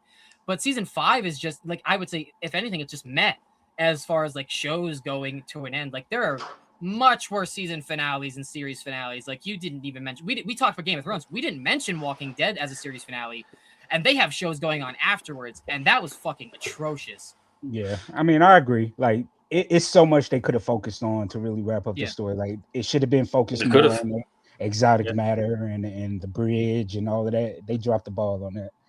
Yeah. But again, I think, like Dave and Danny said, ultimately, 5 years from now, when the hype dies down, they're gonna bring it back. You know what I mean? It all is.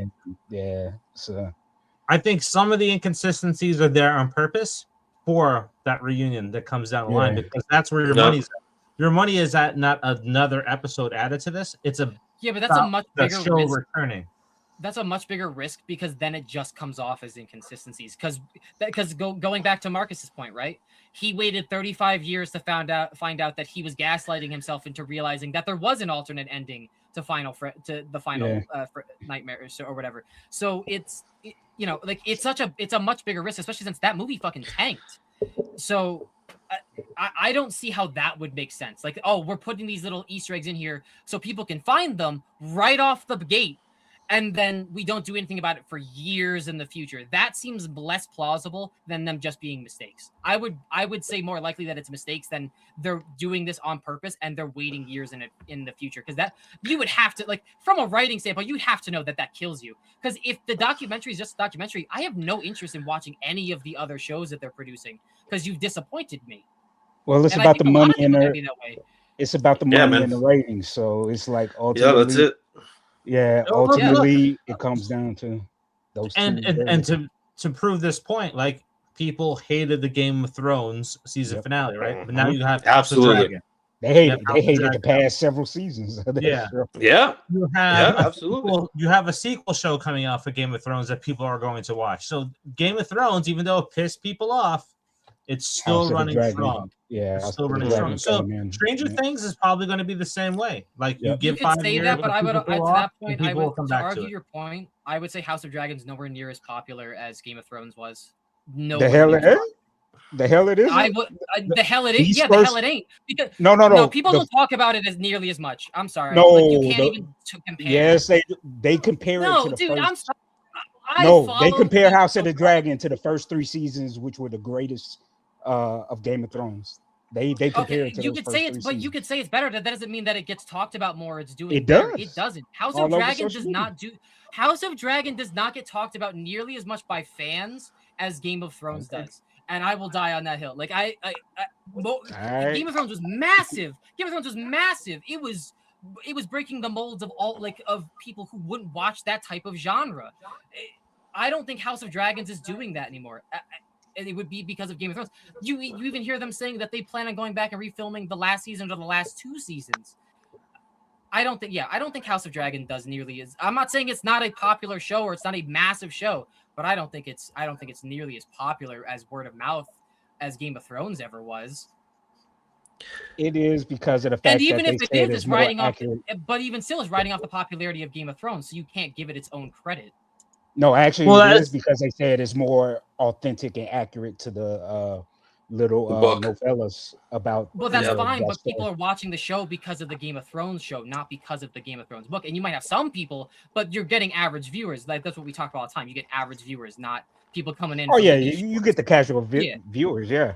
But once those people, those casual viewers, find out the lore, Talk about Bruce Lee movie. Hell yeah, dude. Enter the Dragon, baby. Yeah. House of Dragons season 2 people were House of Dragons is good, man. Like I'm just I'm not watching saying Game of that's Thrones good. now. I'm not saying it's really not a good. good The show. only thing that's killing it is the time between the seasons. That's the only thing that's killing it right now. well, there's no control over that now because these shows, like I know. I was telling somebody It's a big online budget. now, they don't realize like the production value of these shows now Oh yeah, are on the huge. same level of big budget blockbusters. So Movies. Yeah, it's like yeah. it takes time. It's going to take Mhm. 2 years to, like Yeah. shows don't come out annually anymore like they used to. You Yeah. know what I mean? So Yeah. Well, that's what I'm thinking. I'm thinking Stranger Things is going for a reunion show in the future more than a last episode. And if Yeah. it is a last episode, like here, I'll leave it to this. How pissed off are people going to be that they went to the movie theater on New Year's Eve night Yeah. thinking that this was their last episode, and then surprise, motherfuckers, we ruined your New Year's Eve because there is Yeah. another episode. Listen, if we could leave off the podcast on one thing, I think it sounds to me like season 5 was a red herring. Nah. Yeah. Nah. Yeah. Wouldn't that suck though? Like you would have like season 5 is red herring. So you watch Stranger Things season 1 through 4, and you skip all of 5 just to get to the last episode. You don't have to Silly, skip dude. 5 though. You don't skip all of season 5 to get to the last I will. episode. That's But you're not even looking at it at the right perspective. Then you're looking at it at the perspective that it's just a bad season. But if you incorporate another episode that makes it meta, which is the theory right now, is it wouldn't for me. It wouldn't because it's just so drawn out. Like everything's drawn out. Like tighten it up. Like I would say because Netflix has done this before with Stranger Things. Is if they drop another episode, they go back and recut season 5 and tighten it all up. And then they have maybe 2 cuts out there because that last season is just way too long. It is. If they way have a second cut out there, it would be the extended cut. I don't think it would be a shortened version. It was trash. Releases of timestamps which are over 2 hours a piece each episode.